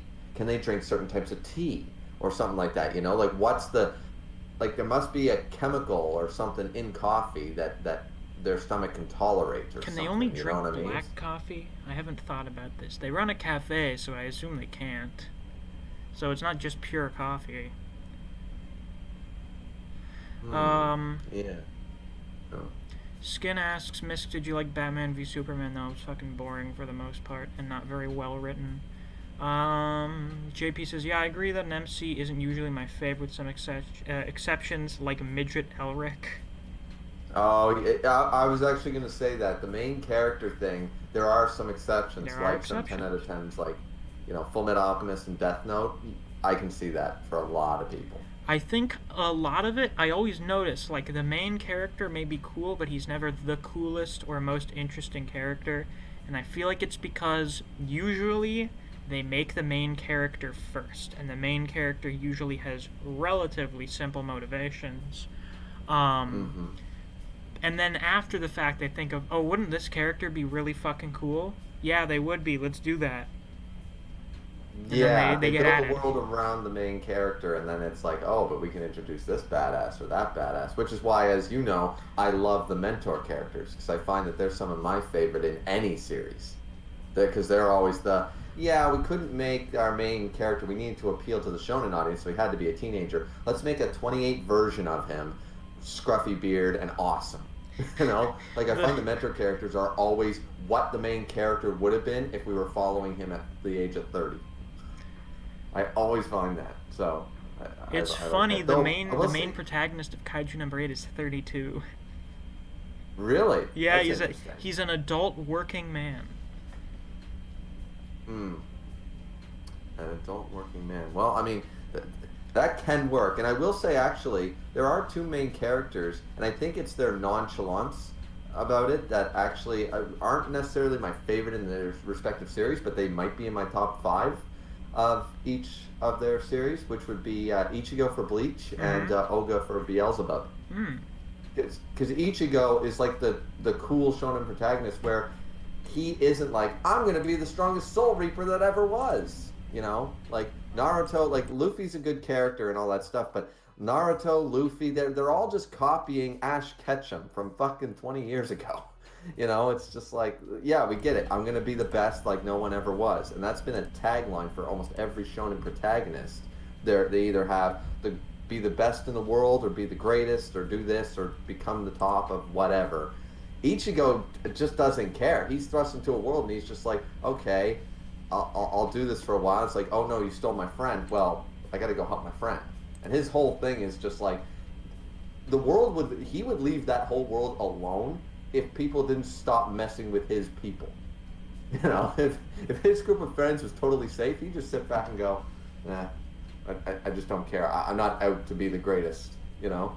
So I think I like that aspect of a main character a lot more than the generisms of the motivations of most MCs, at least in shonen. Yeah, I guess. For me, with Ichigo's thing, it was just I never found it, like, super interesting, where it's like Ichigo's not really invested in what's going on. He's just kind of here because he has to be. So I'm like, okay, I guess. I kind of like characters that have more of, like, a direct motivation to do things a lot of the time. Not even necessarily, like, a big goal, just I have like, things I want to do, so I'm going to strive to do those things. Doesn't always have to be like becoming ninja president or whatever.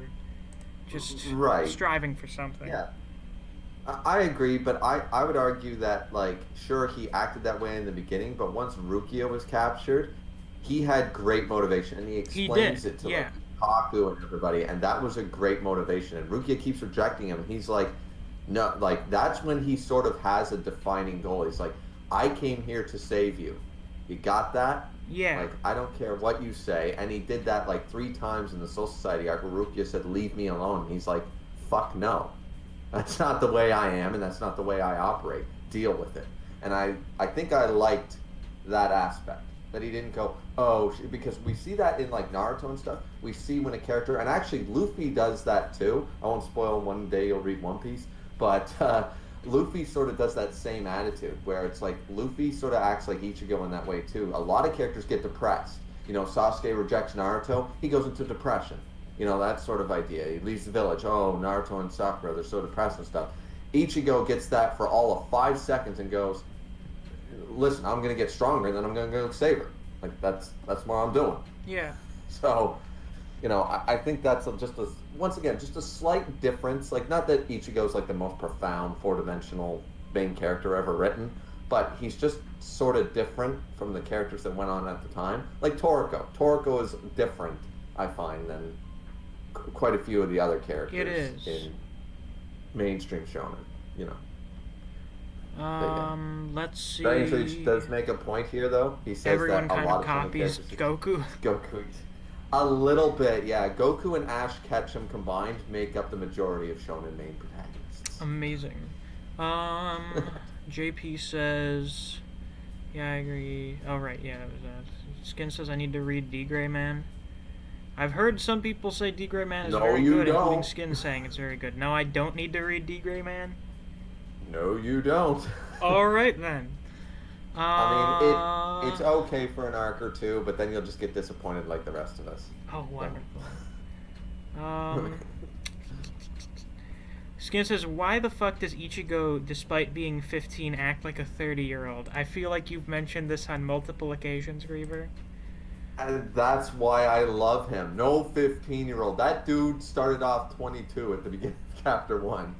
Nobody acts like that, and that's why I like him, and once again, the similarities to Oga from Beelzebub, because they're basically already like 22-year-old delinquents at that point. They're not 15. What's they're up, mature ass, you know, guys. So yeah. I find that. Ash Ketchum is half Saiyan. Well, I mean, he's been around for 40 years, and he's still 10, so yeah. Very impressive. Yeah. I mean, no receding hairline, no nothing. He's He still can looking fucking dapper. throw trees somehow. He can pick up a Pokemon that weighs 2,000 pounds with one hand. That's incredible. The dude's- Yeah, he's The absolutely. dude's a tank. That's amazing. That is a genuinely superhuman feat. Now let's dive into the depths of the worst of humanity, the food and cooking channel. Oh God, no. What the fuck is this, Doko? This is peanut butter in like meat packaging. It's peanut butter on a styrofoam tray covered in saran wrap. That's exactly. I don't get why though. What's the? For dogs? Good question. Let's see. Can we get some Oh, peanut maybe. butter? But then once again, why in that packet? Like dogs. I have can no eat idea out how to of- spell saran wrap. I've never had to look it up before. Are you actually Saran. gonna look Oh, it it's up? spelled how it sounds. That's a new one. They have honeycomb for. Oh wait, no, I'm looking at a bunch of random shit. Peanut butter and saran wrap. I need to know where the fuck Doko found this. I need to know what the purpose is behind it. You know? Okay, we're gonna open this image. We're gonna open up this link. All right. Mhm. We're gonna search Google for image. What the fuck is this? This is not a shelf. What the fuck? No, wait, this is on a store shelf. Where?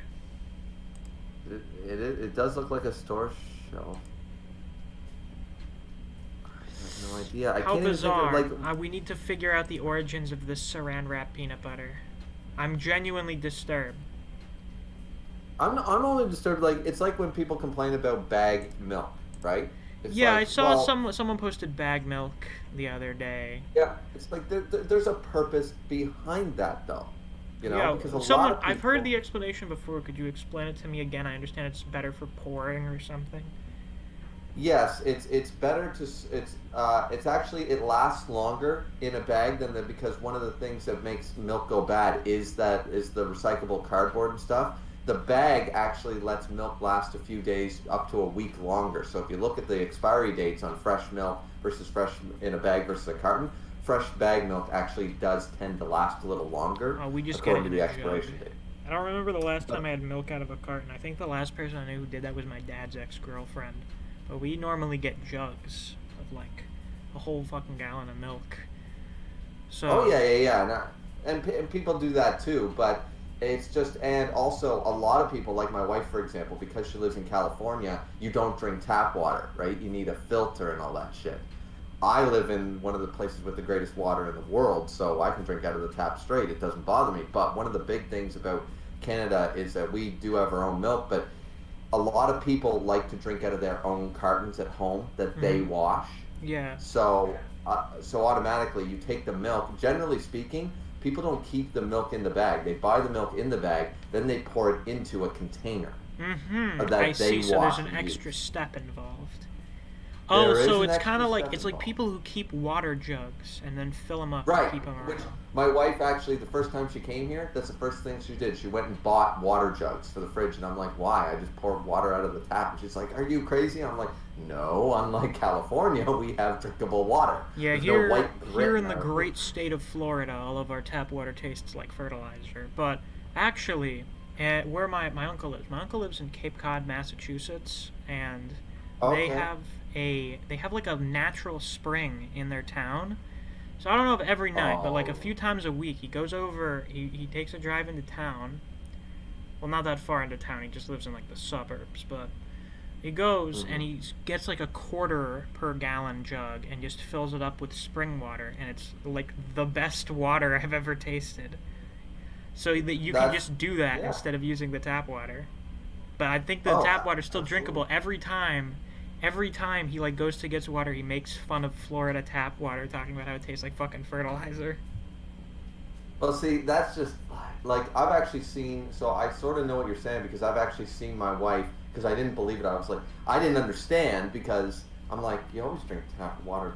You know, what's going on here? And then she actually showed me. She poured when I was in California. She poured a glass of tap water out of a tap at their house, and that doesn't look like water. That's fucking disgusting. I mean, our water's Yeah. clear, but I still filter it because you should filter your water generally. Yeah, that's what they do. What they do is they filter it, then they put it in the fridge to store for later. Damn that because, Ozark spring water. Fellas, tell me what's the best water brand? You know, bottled water brands taste different. I'm not insane. They Yeah. taste different. Dasani tastes very different from Zephyr Hills. Poland Springs taste different. Smart Yeah. water actually tastes the best, probably. That or I Dasani. like, Smart water or Dasani Fiji. tastes the best. I like the Fiji water in the square bottle, the really like The made really the bottle made out pretentious of square titanium. bottles that Yeah, don't fit the in one the made cup out of holders. titanium. Yeah, and usually when I buy water, it's Big 8 water. I don't know if Interesting. you Is guys that a have Big Canadian 8. brand? Big 8, I don't know. Let me look that up because Big Big 8, they 8 make water. pop and stuff. They're like the. Oh, they're they like do a the- bunch of shit. Yeah, they're not like the no Oh, it's name. Big I 8 guess. beverages. Oh, wow. Yeah, Bottled water. 1930s. Yeah. Weird. Yeah, it was country of origin Canada, so it's one of the There you big go. Canadian. It's one of your things. Yeah. Cool. H20. Wait, JP, H20 or H2O? Because that kind of sounds like a name of a brand I would recognize. I have no idea what country you're from, JB. But yeah, H20. listen, water does taste different. I don't give a shit what anyone says. But people are like, It's stop absolutely bitching, true. water doesn't have a flavor. Yes, the fuck it does. Yeah, it does. I mean, one of my favorite, I got this from my mother, so it's sort of bad, but usually, like, I have a glass of water before bed, and what I do is it's on my nightstand. And if I don't finish it, but if you wake up, like, before your alarm, or it's like 5 or 6 in the morning or something like that, that water, that nightstand overnight water, even though it's like room temperature, is some of the tastiest water when you're still laying in bed. That shit hits different. I don't care what anybody says. And you can't get that flavor. It's sort of like heating up certain meals the day after. They hit different. So they just do. I don't know what it is, but water definitely has a flavor. It does. You know. Like Zephyr Hills water bottles, yuck. I use that for flavoring water, like fucking using Crystal Light or whatever. Yeah. When we take like Zephyr Hills water to the beach or whatever, I use that for like making the sand wet to put the goddamn umbrella into the ground. Like, I don't drink that shit. That shit Wow. does not taste good at all. I would drink most other beverages. Like, it just tastes, even when it's cold, it doesn't taste good. It tastes like the fucking plastic. Wow. Yeah, like that's just like I've had bad water here, but it's only been bottled. I've never had to worry about like like any tap water or any anybody's house or anybody's, you know what I mean? Yeah. So it's just been like, okay, like it might not be the best water, but it's clear, it's drinkable, there's not a bunch of chemicals and chlorine and shit in it, and it's like, alright, cool. You know, so. So Caden says about here in Texas Texas, well water. Well water is good. Yeah, Like, we have a bunch of groundwater. wells around Got all here, the minerals so. in it. Yeah, exactly. So that can also be good. Those nutritious minerals. Holly hasn't been active in the last couple days, but this shit, okay, I know for certain. I know for fucking certain that Holly is not taking these pictures. She is finding them on the internet, and she is posting them here. Search Google for this goddamn... Why is it just giving me a result for mixture? Oh, this is from Twitter. This is where she found it. In I scrolled up. Galician? What? Who the fuck posted this? What is this language? Galician? I just discovered a new thing. Galician is a Romance language spoken by about 2.4 million people, mainly in Galicia in the northwest corner of Spain. I have never heard of this in my fucking life. What the fuck? I don't think I've heard of that before either. I am very weirded out by this cereal covered in ketchup and mustard leading me to discover a new language. What the fuck? Well, if that language had anything to do with making that monstrosity, I hope that language dies like Latin. Alright, let's see. I need to find the source. Oh, never mind. This person has 1,200 photos. I'm not fucking going through this. Jesus Christ. That is disgusting. Why isn't Holly in here? She's usually Oh, always there was making... some issues with band. There was a bit of an argument, and she decided to go offline for a bit. Too much trolling. Okay. Too much. Yeah, I feel sometimes, like, I know that you stepped in for the Jujutsu Kaisen stuff, Yeah. but generally, like, I find that outside of, there are some people, and I don't want to name names, but there are some people in your Discord, and in mine, I'm sure, that do take things too seriously, or get too animated. Like, I have debates with Tokyo all the time, and we get heated, but nobody gets... Like, you can say, okay, argument over, hey, did you see this episode last night, Tokyo? And then it's fine, right? Like, we can easily, I find at least, I don't know if other people find this, but I find arguing with Tokyo, I can argue with him for an hour, it can get super heated, and then we can move on. And it's no big deal. But I find there are some people in your Discord that, as you said, the trolling, sometimes they go a little too far, or sometimes people take things too seriously, and then... We gotta reinforce this rule a little harder. Keep trolling to a minimum. That's what I said, people. You gotta remember that. Keep it to a minimum. You can't do too much. You can only do a little bit. Once it gets too extreme, we're gonna have a fucking problem. That's right. That's right. Like, sometimes I have to pull myself out of the situation, too, because I'm just like, I don't know if people are legit. Like, sometimes I've been in arguments, not just in your Discord, but other Discords. I'm like, are people just trolling, or are they legitimately mad? And I don't want to keep gaslighting this shit if that's the case.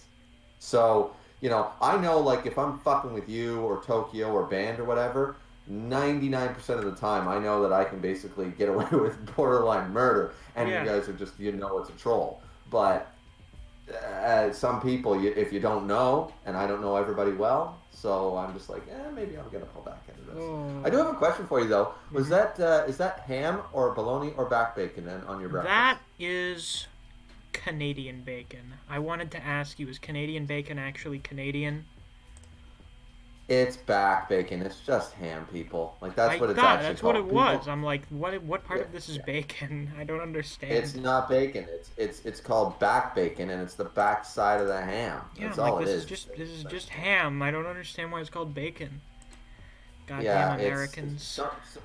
Somebody coined the term Canadian bacon, and I forget where, but it's referred to as back bacon because a ham, of course, is part of a pig, which is, bacon, and they just thinly slice off the like the top half.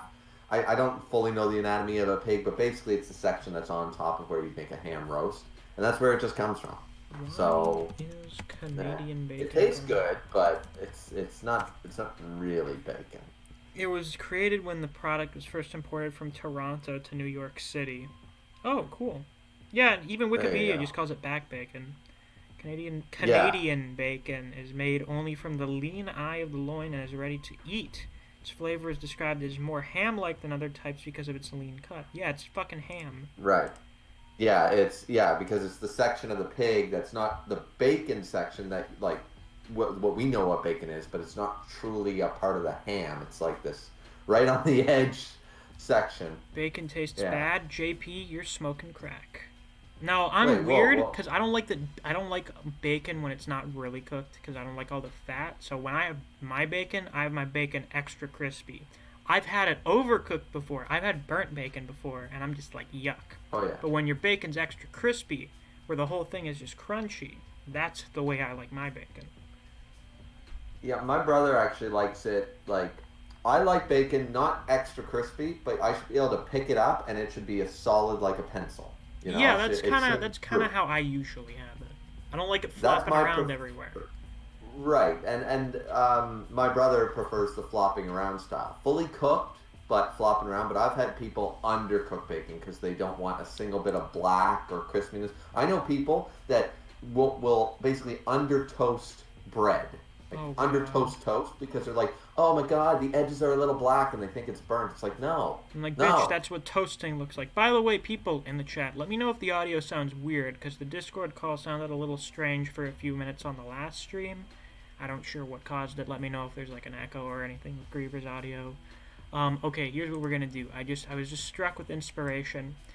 You guys, Caden, the most disgusting food on the planet. We're gonna look that up in a minute. Tell me what you guys think is the most disgusting food out there, and I will look it up. I will look up pictures of it, and I will react to it here on the stream.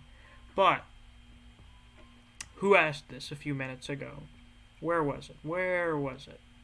I'm trying to remember who it was.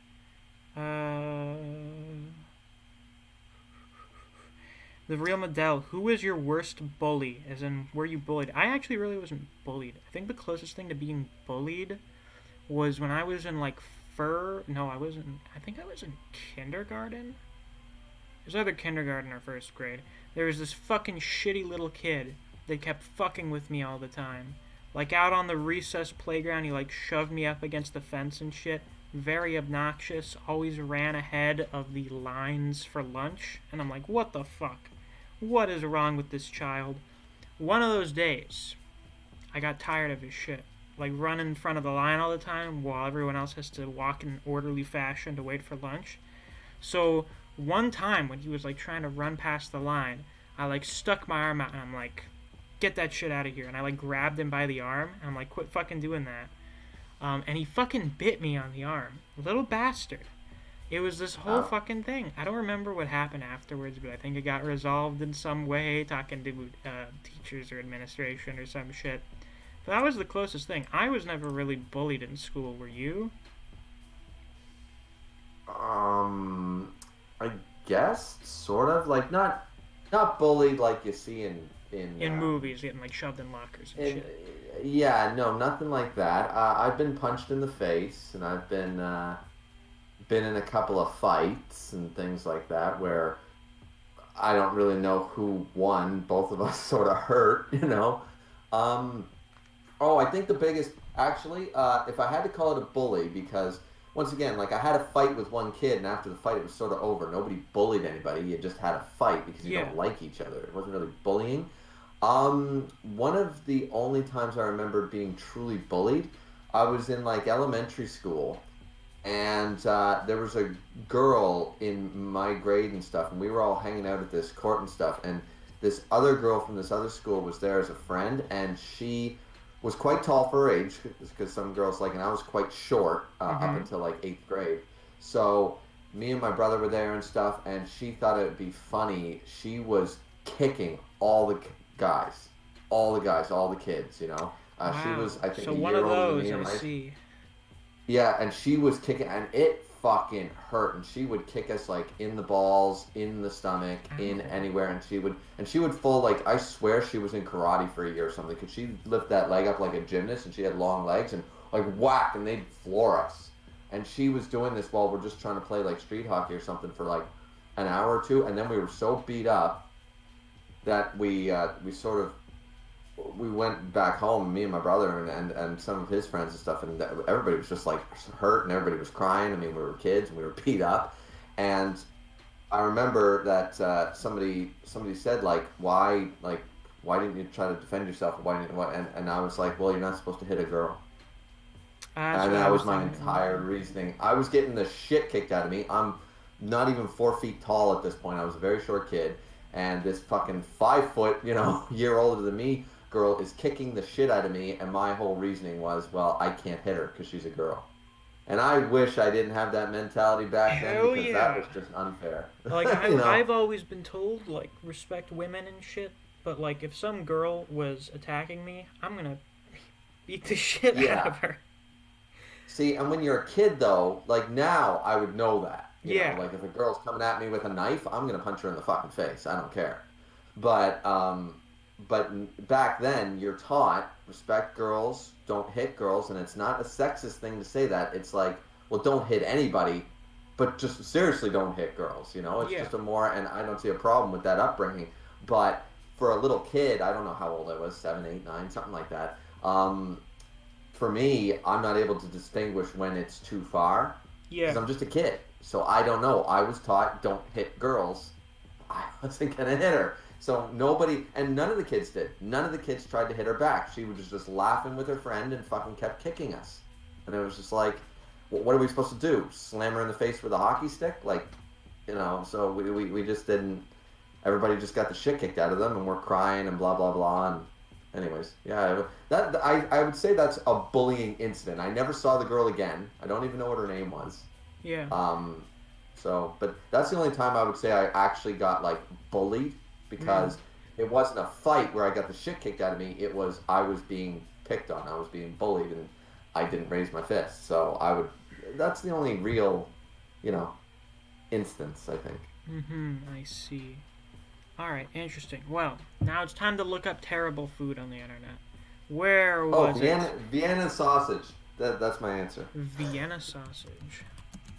Yes, it's cut up, boiled hot dogs. Oh, what the fuck is this water. shit?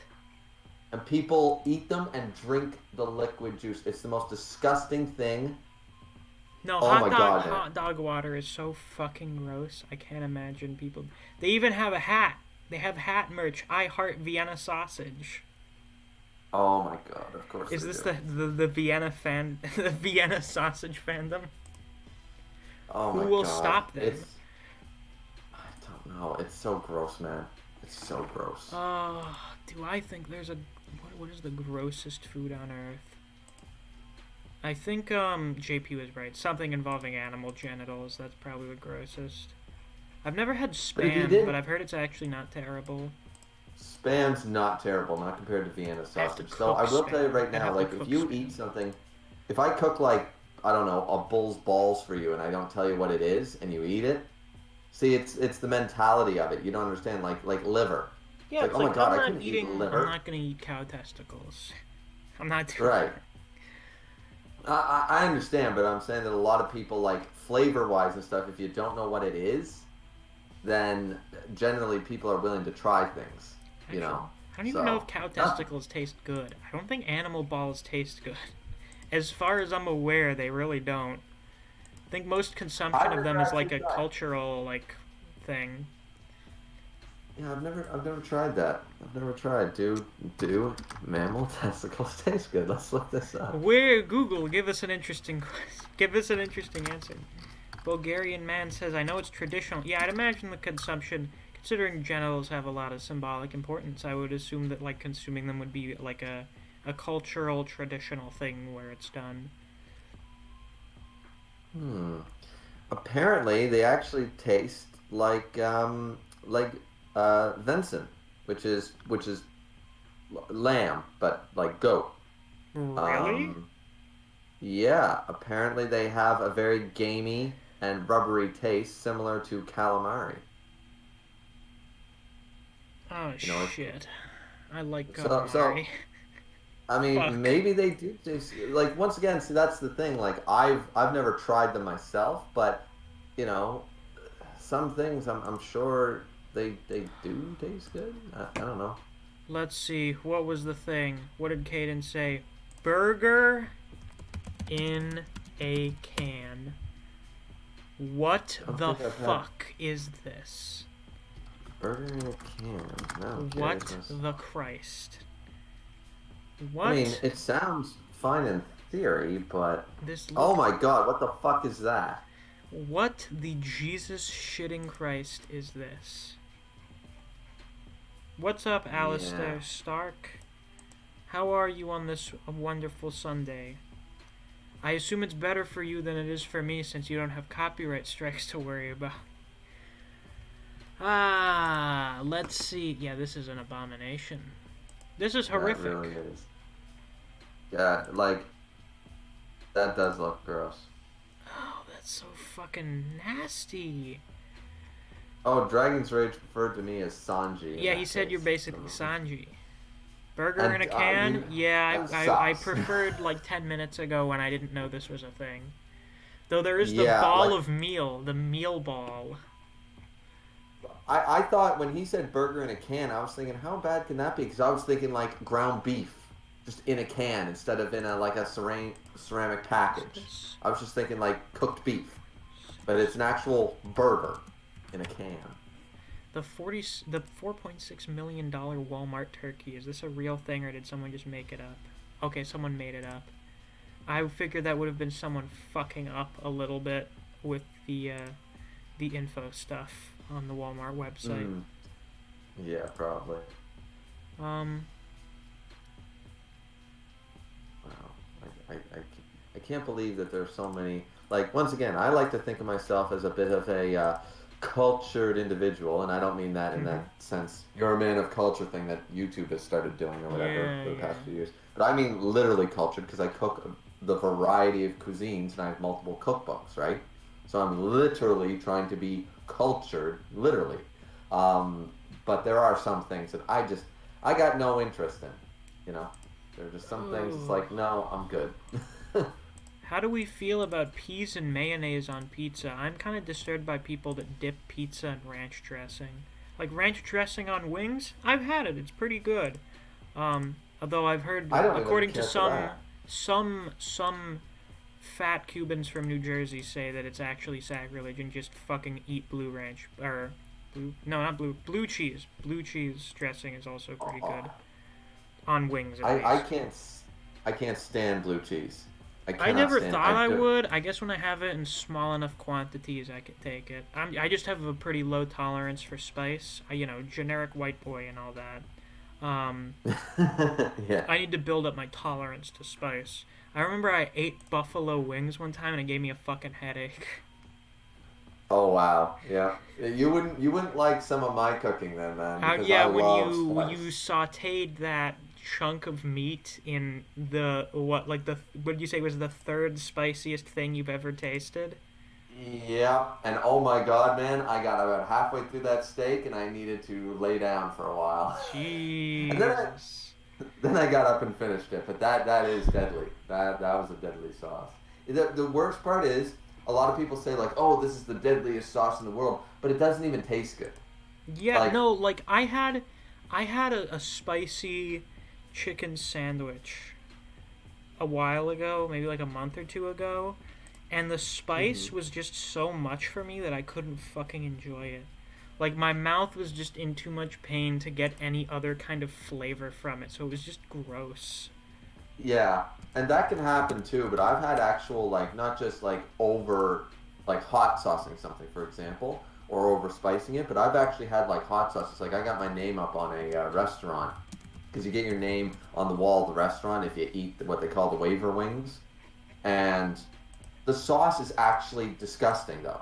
It doesn't taste good. It's not because it's too spicy. It is extremely spicy, but it's also tastes like crap. At least the one that I did with the steak, that hot sauce tastes good. It's just the moment you have more than 2 bites, it is a fireball in your mouth. But it actually has flavor. This shit fucking just didn't even taste good. So sometimes when you see those Food Network shows and they're like, oh my god, look at this ghost pepper sauce, it's like, but is it actually a good flavor? Does it taste like not shit? Yeah. I think some people need to do that, I need to find this thing that we saw the other day, this ball of meal. The meal ball. I can't fucking find it. Meal ball.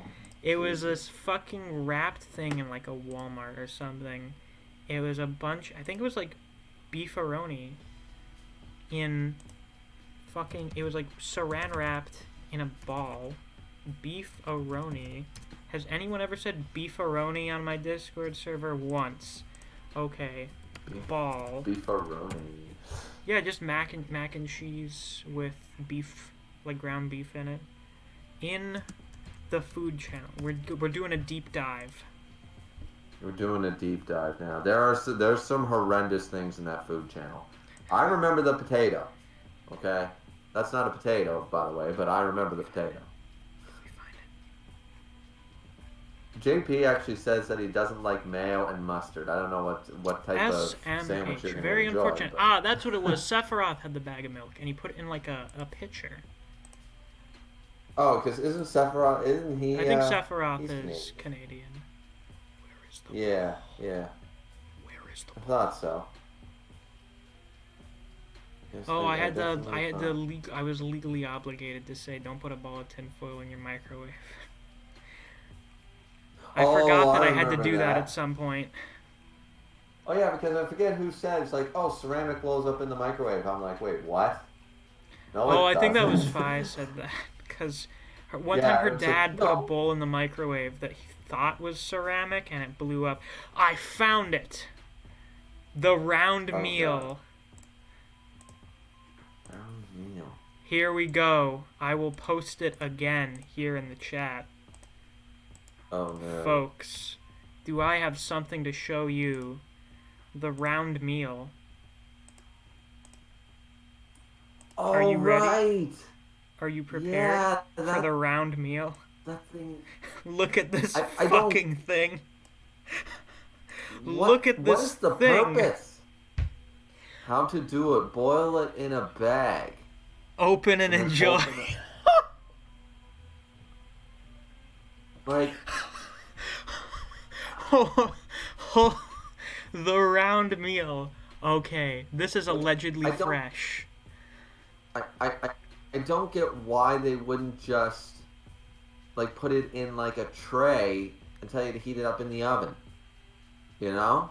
Like I understand pre-made meals. See, I don't eat pre-made food. I don't buy any of that shit. But yeah, like I don't get the purpose of putting it in a bowl. Like what if you don't have the fucking looks like they have a giant fondue pot or a lobster pot. Like what if you don't have one of those? No, not every house that I've been to has a lobster pot Meal. or a fondue set. The round meal. Is this an actual fucking thing? All I can find is a bunch of not that. Round meal, macaroni and beef. Is it Oh, I real? suppose you could boil it in, but you put it like the plastic would taste it like even if you put it on the stove, like in a big like looks like a colander pot, and then you put it in boiling water. Fuck, it's fake. Thank God. It would taste. Thank God tastes like it's fun. fake. Is it fake? It's apparently fake. I'm relieved. I don't know if I'm relieved or disappointed, actually. I think I'd be greatly amused if this was a real thing. And then Well, very listen, I know disheartened. America has liquidized cheese in a squeeze bottle, so Oh, I'm right. not Is that even surprised cheese if or a it's real. cheese product like American cheese? I feel like that is the most self-aware thing, that American cheese is not actually cheese, it's a cheese product. Yeah, it's true. Now I will agree. Like Kraft's or whatever the cheese slices. We just call them up here cheese slices. We don't call them American cheese. Yeah. But those are good for burgers. Yes, they Like, are it's a actually. quick- I think I normally put provolone on everything, but for a burger, I'm like, fuck it, American cheese. Yeah, and they actually don't make bad grilled cheese sandwiches. No, they Like don't. it's okay. That's about as processed as I get. You know, that's about as far as I go in my fridge outside of freshness. Is I have some cheese slices, you know, and I have maybe some like deli meat. Yeah. You know, that kind of shit. That'd be about the amount of processed shit that I eat. But they are good, and it's good for a pinch. Like maybe you don't feel like mozzarella or fresh cheddar. Maybe you just want simple cheese. You know. A new person joined. Nice.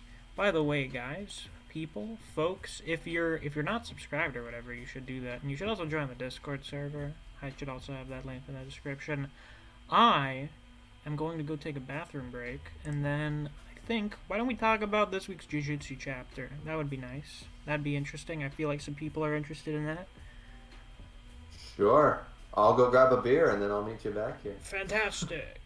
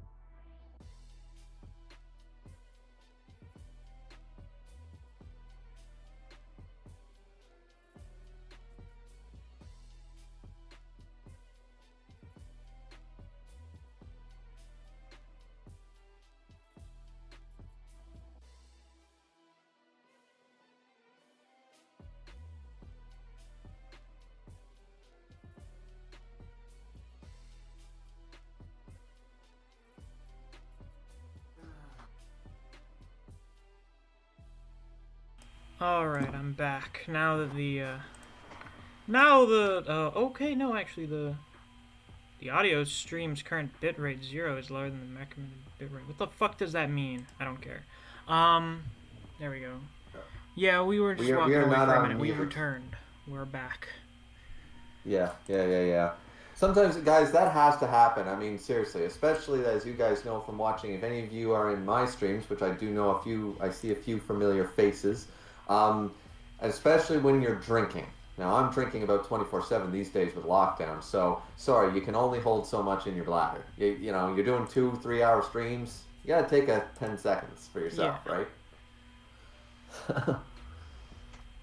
Yeah, you wanted to talk Jujutsu Kaisen chapter 150. Let's talk. I realized like after the fact. Well, not after the fact, but I think like right under reading the chapter, I'm like, all right, 150 is like kind of a milestone, I guess. It's not like a huge milestone like 200 or whatever, but like 150. No, but we saw that with the color page and stuff like that. You know, like that was sort of the special. You know. I do. You saw. I think you watched my video when I complained about milestone chapters, didn't you? I probably did. It was about the One Piece. 1,000 chapter 1,000. I probably watched that. Yeah, because it was just I made a table, and it's in the video for a good length of time. I made a table of like 40 popular mangas, all their milestone chapters, like being 100, 200, 300, and I showcased that.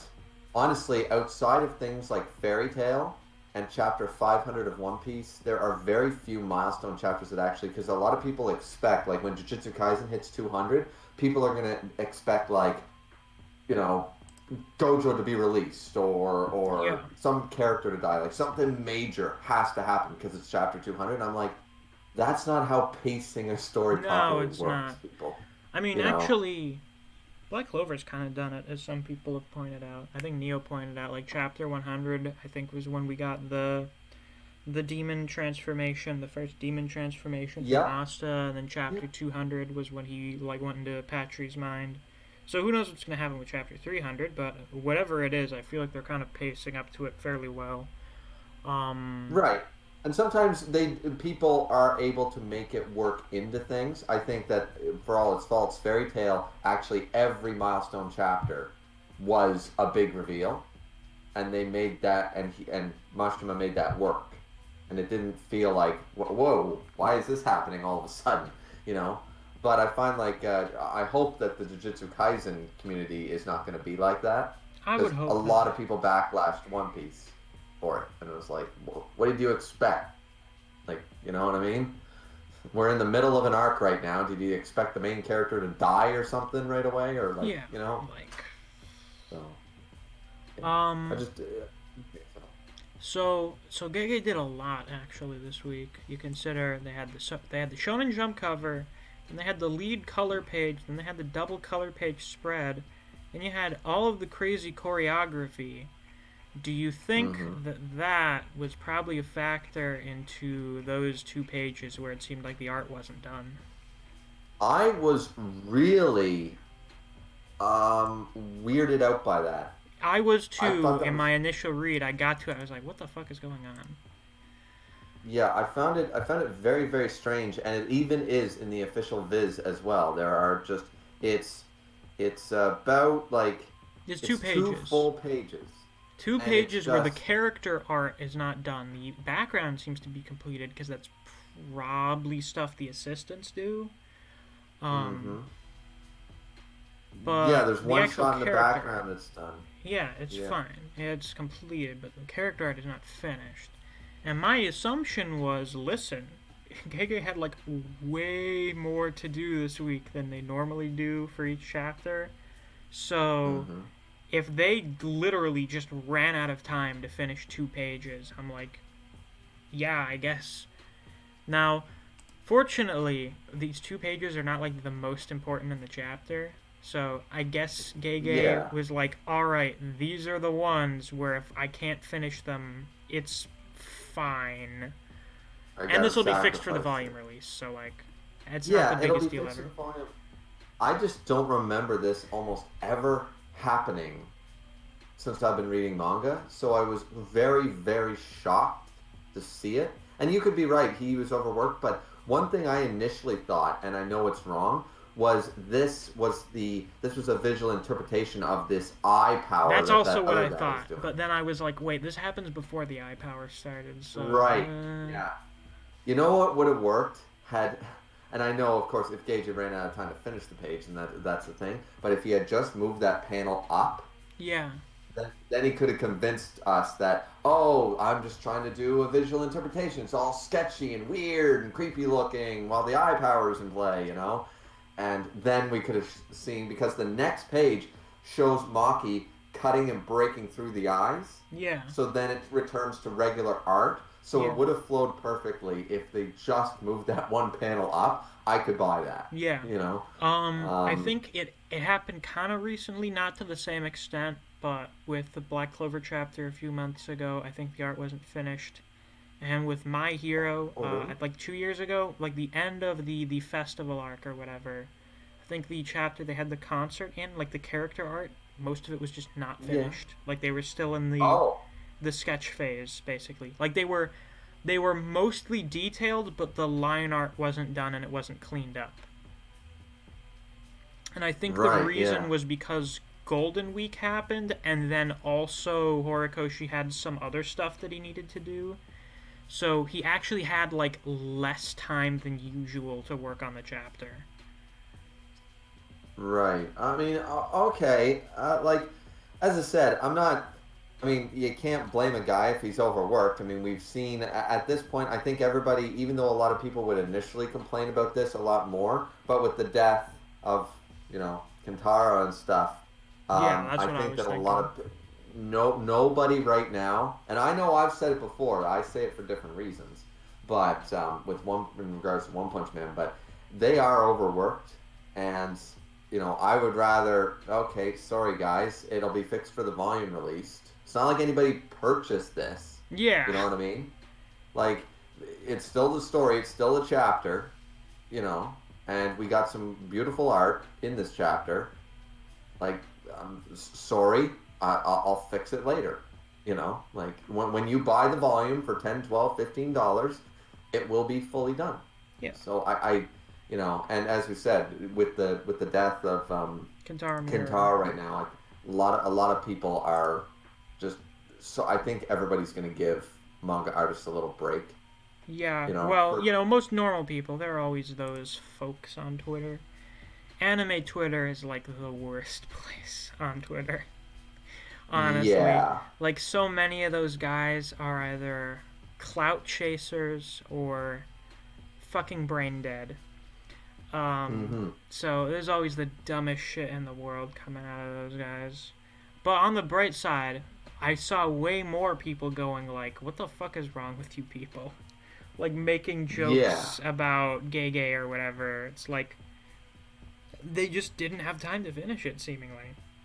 Yeah, they're overworked people, and they didn't have time to finish it. Listen, that's what happens. And this chapter had some stellar, as you said, choreography and great artwork.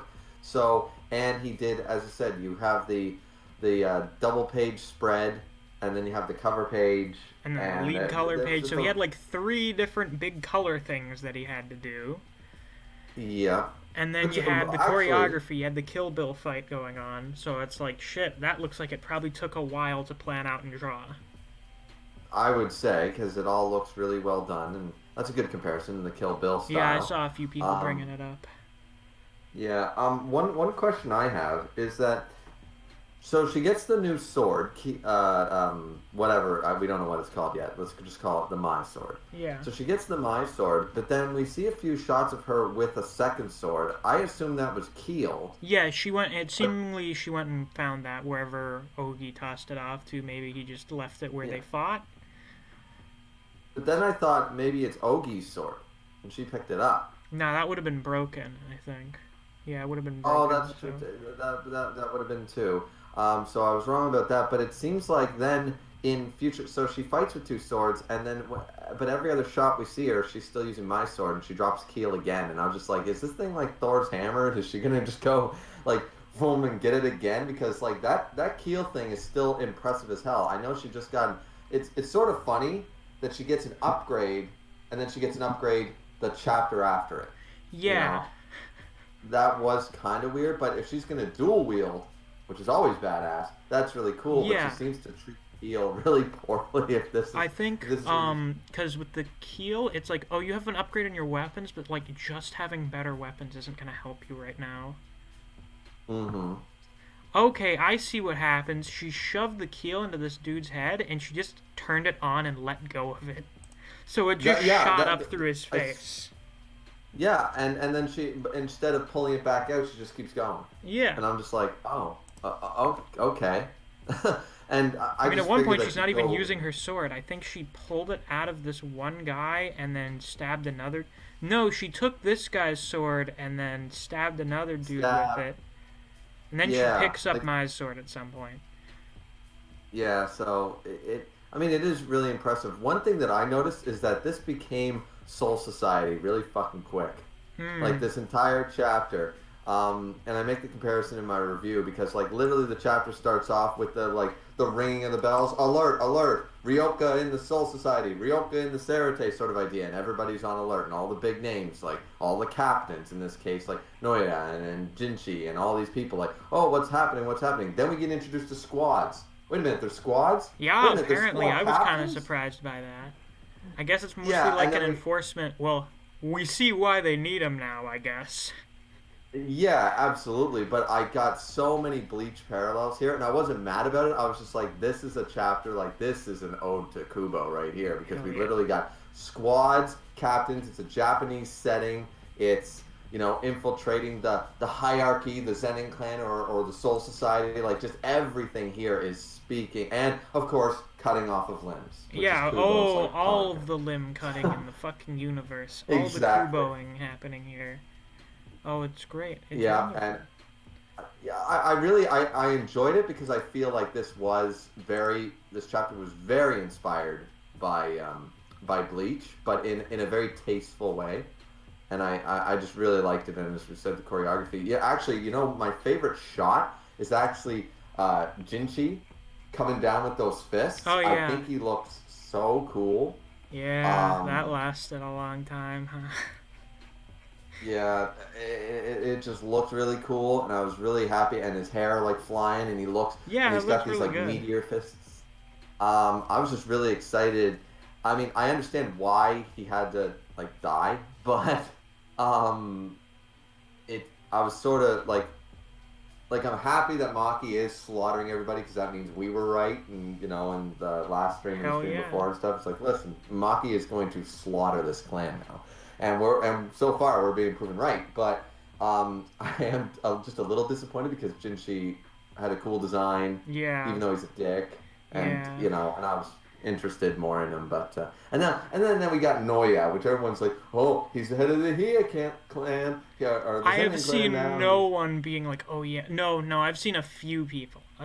A few. The usual types that are like, nah, man, now he is. You can't. He's gonna do business. I'm like, yeah, sure he is. Well, it Yeah, depends, it's like- because he just watched all of this happen, and he's like, oh, what's up, bitch? What's going on? Yeah, and what I don't understand is like, and everybody who's saying like, oh, but he's so fast, and I'm like, Yeah, first I'm of like, all, we talked about that. It's like, now you won't get speed blitzed. That's about it, unless he has something up his Yeah. sleeve, which he may. yeah. If you think that this bitch, who everyone in the last two chapters was comparing to Togi, if you think that he is going to speed blitz someone on that level that everybody felt that presence again, you're out of your goddamn mind. Like, it's just not gonna happen. And even if it does, it's whatever he attacks her with will probably break on her skin on impact. That's what because I she's was so- thinking. I'm like, will the knife even, like, if he tried to use a sword or a knife, would it even work? I don't know, because we don't know. Right now we're seeing her capabilities is crazy. Like, you can't tell me, like, that Jinchi attack, I think it hit her. flattened the building. yeah, and I think it did hit her. Yeah, it looks like it did, and she just really didn't take damage from it. Yeah, she just shot right through it, or cut right through it, and cut his head off. I'm just like, well, now everybody's saying that, and I'm just like, I saw people saying that, especially last time before this chapter, people were like, "Oh, he's gonna be the one to stop Maki," and I'm like, no. I had figured Listen, my original thought was that it would be Naoya and Junichi at the same time, and Naoya would be doing like the support stuff, getting Maki caught in the freeze frames, and then Junichi would be launching the big attacks at her. I'm glad I had the gist of whatever his technique was going to be. It's just a big power thing, though that was kind of obvious. Yeah. I figured it would be just them, but instead we got Maki fighting like 36 people. Yeah. This was, I think it was unexpected. I didn't expect it to happen this quick and the way it went down, but I'm glad it did. It's just showcasing how powerful Maki is right now. Yeah. And I'm really enjoying this part because what makes me laugh is, once again, like, remember this cocky son of a bitch, because people are saying, oh, in a straight up fight, Chozo versus him again, he won't underestimate him, and I'm like, yeah, but that's the reason Chozo kicked his ass. Yeah, it was because he didn't understand how he worked, and he thought just the normal shit would be enough, and it wasn't. Yeah, and he got caught with his pants down pretty much. And you're telling me that this dude's showing up. How cruel! Don't you have a human heart? All smug and smirk again. He's gonna fall for the same shit again. I don't understand how. Like, after watching this, I'm like, how the fuck would you do that? Maybe he's that much of an idiot. I don't know. Yeah, I really think he's a moron. I really do. I think he's overconfident, even. Like, seeing all that, he's like, yeah, but, and I don't think we've seen the extent of Maki right now. She's just been slicing and dicing like it's a level 99 against fodder, like, she don't care. Now, as some people have pointed out, now you could have something like a domain expansion. However, he would have to have developed that in, like, the last 10 minutes, or he didn't use it against Chozo for some reason. Maybe he's been developing it, and now he's like, oh shit. Hey, what convenient timing. I just finally figured out how to fucking use this thing. Does some hand jutsus or whatever. And then we see what happens when someone like Toji gets caught in a domain expansion. Because it's the one thing that people have pointed out when people argue that Toji's not as strong as people say he is what happens when Toji gets caught in a domain? Like, what does he do about the guaranteed hit attacks? And I thought about it. I think I talked to Neo about it a little bit. Actually, did we talk about it in this stream? Oh, fuck, we may have. I'm completely forgetting when I had conversations. Jesus Christ. Is considering the seeming resistance to curses and attacks in general, is that maybe Toji would just get hit with the attacks, but they just wouldn't damage him that much. Like, he would just keep getting hit with the attacks, but it's just like, okay, I'm just going to barrel through. Yeah, like, do you honestly think, by the logic that, it's a guaranteed attack or whatever, that doesn't mean it's going to hurt them people? Yeah. Like, okay, so you're telling me that, let's use Sukuna. Let's use an overpowered bastard. Somebody uses domain expansion on Sukuna. Do you think it's going to kill him? Fuck no. Because I have my fucking doubts. Yeah, they hit him. Great. But did it do any damage? Fuck no.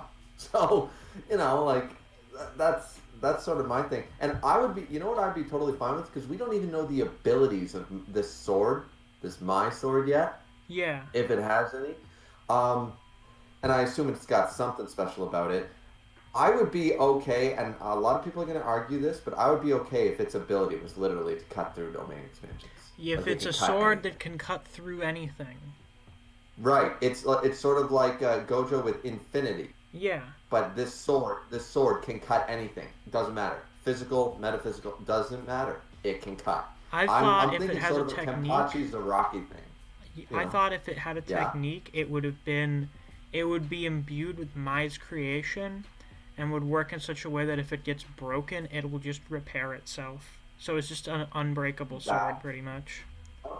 Okay, I mean, I'm good with that too, but I just think that right now, because everybody seems so cocky about this whole domain expansion, it'd be great to introduce a character that's pulling a Kenpachi. It's like, it doesn't matter. Oh, you have Banka. It depends on who's using the domain. It would depend on the domain attack. So we have some where it's like, damn, that's kind of good, I guess. And then you have others like Mahito's or Gojo's or Sukuna's. It's just like, oh yeah, you're fucked. You're fucked. Right. Yeah.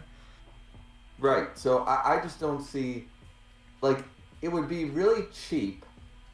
It would cheap out on the character development because I believe that Maki is she's definitely the top developed female in the series. That's just a fact.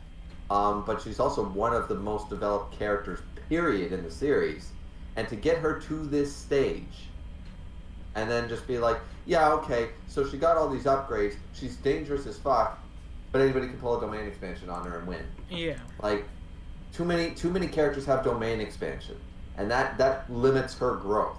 And Actually, not that many not have it good. now that I think about it. Most of them are dead or in a box. Well, now, but what I mean is now like, most of them okay, are so- dead or in a box. We'll see what happens Right. with these culling game members. I think the idea with this is it's like, yeah, Maki's at this level now because this is the level we're going to be at with the culling game. The level that a lot of the enemies are going to be at now is you're going to need someone like Toji if you're going to get anywhere. You're going to need people as strong Yeah. as Maki, people as strong as Yuta, Yeah. people as strong as Hikari. You are going to Yeah. need those for what's going to be happening. So I think this is What- mostly to show off the fact that the villains are going to be really fucking strong. No, they yeah, wouldn't just I- shrug off Malevolent Shrine, but like most domains are not Malevolent Shrine.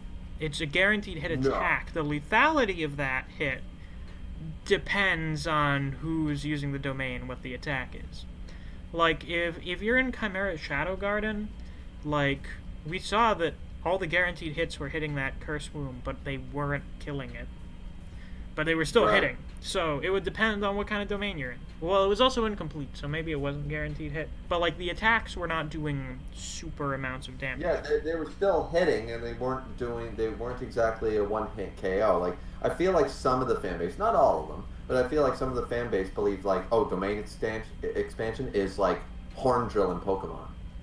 It hits, and you're one-hit KO. It don't matter. It's like, no. That's Gege not how also went out domain of his way to expansion- block the guaranteed hit for Toji. I don't know if he went out of his way. He did that for everyone else, and then Toji entered. So it's kind of up to interpretation. That is important to note that Toji didn't have to worry about the guaranteed hit when he was fighting Dagon. So we don't know how hard the fight would have been if he didn't have Megumi there. But who knows? We're gonna find out. I assume at some point Maki's gonna get caught in a domain again, and we're gonna see what's different from last time. We'll see what happens when someone like Toji gets caught in one. Because I figure for Toji, whose whole job basically was, oh yeah, I kill sorcerers for money, you would think that he would have something to deal with domain expansions on the off chance someone has one. Because, like, how are you supposed to be effective at hunting sorcerers if you don't have something to deal with, like, the things that really high-end level sorcerers have? It's not Right. great for Domain business, so I imagine expansion. there's going to be some shit. Yeah, so like, it's like, what does he do? Only go after grade 2 sorcerers and below? It's like, no. He goes after the grade 1s. He was like, I'll fucking go after Gojo and Geto. I'm going to go after it intelligently, but I'll go after them. Yeah. And, like, actually, I'm curious as to, depending on the direction they take this fight, and depending on the direction they take the culling game, I would actually like now, seeing how powerful Maki is, now Maki and Yuta could be sparring partners. Again, Because well, they Yuta's- already did that in the past, but they could do that again. Well, but I mean, like, now on a high diff We level, could do it like, on a- for real. Actual Exactly. sparring. Not Or like this maybe- training bullshit. No, exactly. Or, like, we could have, like, Maki, for example. Maybe we figure out what her sword is able to do. But maybe, like, I'm imagining, okay, so she kills this asshole, and then that's the end of it. And maybe he has domain expansion, maybe he doesn't. But whatever she uses, then all of a sudden, when everybody's dead, she collapses and she grips her arm, and she's like, oh my, like, that took way too much out of me. That or hurt something a like that. lot. Yeah. So then she needs to train against someone who can take her power, but won't die. So she can like train with it and get better at it. And I'm sure cutting rocks is not gonna do That the right would training. probably not cut it. Not cutting big rocks. Exactly. So maybe if she fought against someone like Yuta who could defend against her attacks, Yeah. so she could utilize it, like take down the minimalization sort of idea. Like if you want to look at it this way, let's say she's hit Super Saiyan 3. Well, Goku, yeah, Super Saiyan 3's the peak in Dragon Ball Z, but the problem is it's draining ki like fucking mad. It uses way too much ki, so he can only stay in that form for way too short a time. Yeah. Because it's just draining his body like crazy. So maybe Maki using the ability, like not what she's doing right here, but if she uses the abilities of this sword right now, it's brand new, it's too much for her body still to take, and she's got to get better at it. So I would think maybe like somebody like Chozo, Hikari, Yuta. It doesn't have to be Yuta. I just think because, as you said, they had a sparring match way back when. They're both swordsmen. Yeah, Maki was the person who taught him how to use swords, so... Exactly. So now it would be sort of the reverse. It's like, hey, I taught you how to use a sword. Now you owe me a chit. You know, now, yeah, shoes on the other foot. You're going to be my practice dummy. I could sort of see that in preparation for... Because when does the culling game actually start from this point? It's only like a few more days. Who knows? I think what we're doing now is like, all the groups went off to do their thing. So we're going to watch each group do their thing to prepare for the culling game, and then we're going to get into it when each of them is done. Do you think the culling game is the final arc? I don't know. I've kind of been thinking it's like the penultimate arc. Like it's the arc before the final arc. It could be the last one. Some people think that. We'll see. It'll depend on what happens, because it's going to get interrupted in some way, obviously. True. Things are going to go to shit. So we'll see what happens. Yeah. I would actually... A lot of people are saying that this series is only going to go... It's not going to hit chapter 300. I wouldn't mind if it did. I could see it going another 3 years. Yeah, I would like to see Jujutsu Kaisen go beyond chapter 300. I think there's so much potential here. I do too. And I don't want, like, because people are talking about this maybe being, as you just said, you agreed that it could be maybe not the final arc, but the penultimate one, and that makes me sort of sad, because I'm like, listen, like, there is so much potential for a lot of characters here. Yeah, There's that's a lot of great, why I've seen a lot of people concerned that Gege's kind of rushing things. Did you think that, like, this Maki thing was too fast-paced? Like, it went by too fast? I didn't really think so.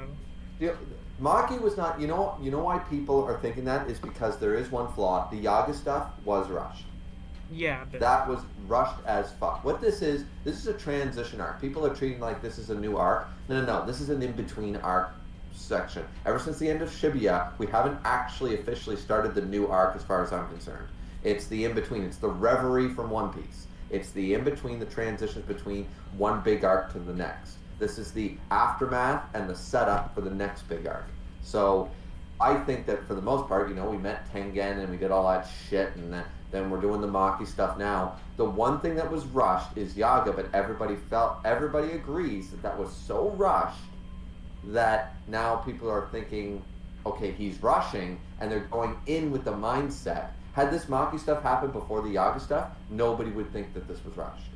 I think it's just been a setup because everyone's like, wow, that was really, really fast. And now we're seeing Mai Dai and Maki get this shit, and it's like, okay, this is kind of going pretty fast. And they're doing, it's, as we said, like relative bias a little bit there. Recency bias, yeah. Recency bias, yeah. Like, I think it's fast, but I don't think it's too fast. I think Gege's always been pretty fast-paced with stuff. It's like, training arc? Fuck no, we're getting right into the Mahito arc. And I didn't have an issue with that. I was like, cool. So I'm not really worried. Like, the idea seems to be if Gege is either not interested in exploring something, or they feel like a character has outlived their usefulness to the plot, then it's like, why keep them around? Let's move on. Yeah, like, I don't see this fast. I don't even. Yeah, really Juju's always been quick. Yeah. We've established since day one, and volume 1, in fact, that Maki is the black sheep, and she is in a world. She's the one with the handicap, and she needs to try twice as hard and might not ever reach the top, no matter how much she tries. So that's been her story arc since her inception, and we're finally seeing her being able to talk back. It's not rushed. It's been 150 chapters we've been waiting for. Yeah, I feel like some of the people that are complaining about it may have just not been reading. I don't know. We'll see.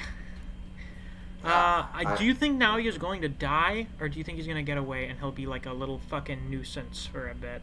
Like, he'll come back at some point during the Cullen game and be annoying for Megami or something. You know what? I was gonna say he's gonna get fucking slaughtered next chapter, but now that you brought that up, here's what's gonna happen. He's gonna lose an arm, and he's gonna retreat, and then that's gonna be it. I think he'll, because he got his ass beat by Chozo. Chozo had like nothing to do with him, so that was like whatever. Now the time's come for Maki to beat the shit out of him, and Megumi doesn't even know that Naoya was trying to kill him. Actually, in hindsight, it'd be really funny if Naoya gets killed before Megumi even learns that he existed. That would be kind of funny. Yeah, I mean, maybe... Yeah, because actually, now that you mention that, I think Naoya sort of has to live, because I think there needs to be a confrontation of some variety between those two. Yeah. So, yeah, like, he's not getting away unscathed. Yeah, he's gonna get his ass kicked, and then he's gonna run away. Yeah, I think the only reason I said an arm was because this chapter was so Bleach-like. So I swear, yeah, the Kubo is really seeping in here, which is not a bad thing, and it would be great. Like, look, you know what's awesome? They're on a bridge. Like, this is very Japanese-esque. They're on a bridge. Now, that's a lot of Samurai Duel-esque. This could be like a showdown from Kenshin. This could be Batu Jutsu style. Oh, it could be. We could do the Batu Jutsu again, but this time, it's actually just them both speed blitzing each other. Exactly, and in the end, she cuts his arm off, and he goes, "What the fuck?" And then maybe, no, see, I can't see her letting him go. I was gonna say, yeah, something would have to happen for him to get an opportunity to get away. The Morningstar brings up that the elders need a representative. Naoya can be that. Yeah, the higher ups. You're gonna need someone to represent the higher ups in the game. That could be Naoya. That could be Principal Gakuganji. That could be one of those goons that was there with Gakuganji when Yaga got killed. I do think the higher ups are going to have like at least one character who's like their guy in the Cullen game. Naoya could be that because he apparently talked to them. Like Yuto was like, "Go tell the higher ups I killed Itadori." Apparently Naoya is someone who can just do that. So I guess he could be that guy. What was I thinking? You know, I just realized something. Well, two things. Number one, we learned that there could be actually more squads in the Zenin clan. There could be more, yeah. Yeah, there could be more. We just learned that here's the ones without curse techniques and here's the strongest. There could be fucking 50 of them for all we know.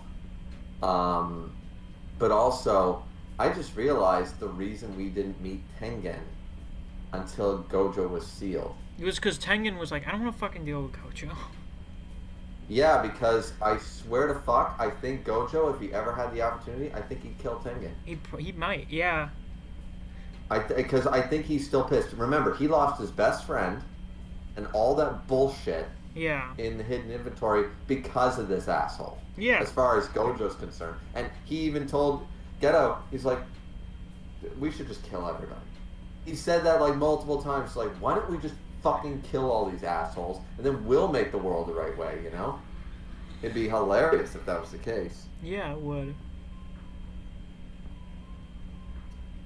But yeah, I think that's sort of the reason we didn't meet Tengen up until that point, because the confrontation there would not have been good.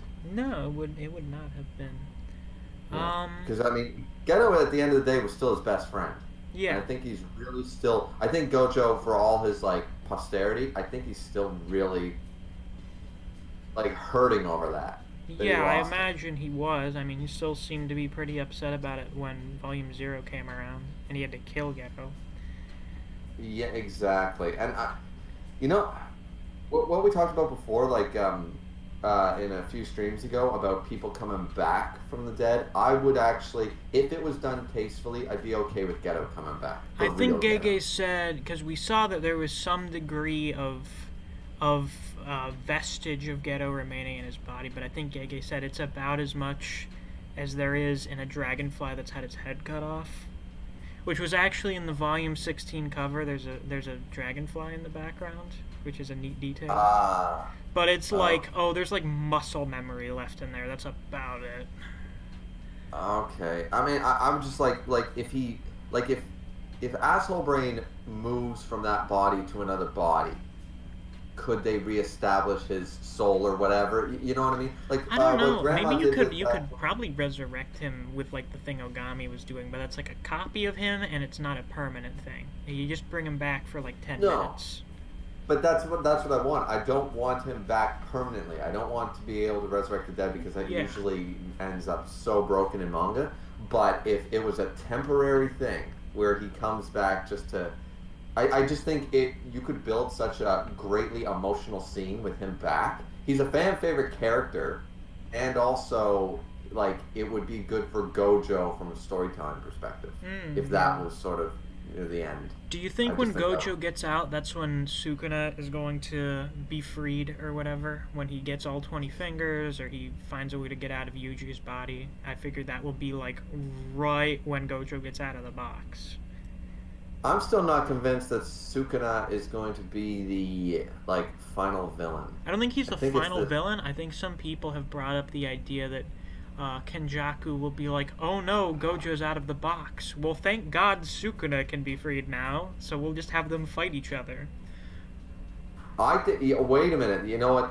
You just brought up an interesting point. That would be really cool if Kenjaku's whole thing is releasing Sukuna to beat Gojo so he doesn't die, and then they both turn on Kenjaku. They slaughter his ass, Yeah. and then they stare each other down and they're like, okay, well, you know I can't let you live. Well, you know that I'm a fucking asshole. And then they go at it. But like Kenjaku, like sort of like what Mahito was doing. He seems all chaotic and Joker-like, and I'm in control of everything and in control of nothing. I'm anarchy, I'm chaos, I'm this, I'm that. And then when he's defeated, he's like this groveling mess of what the fuck, what went wrong? You always You know? have to have the third act breakdown for the villain. Even Aizen kind of got one a little bit.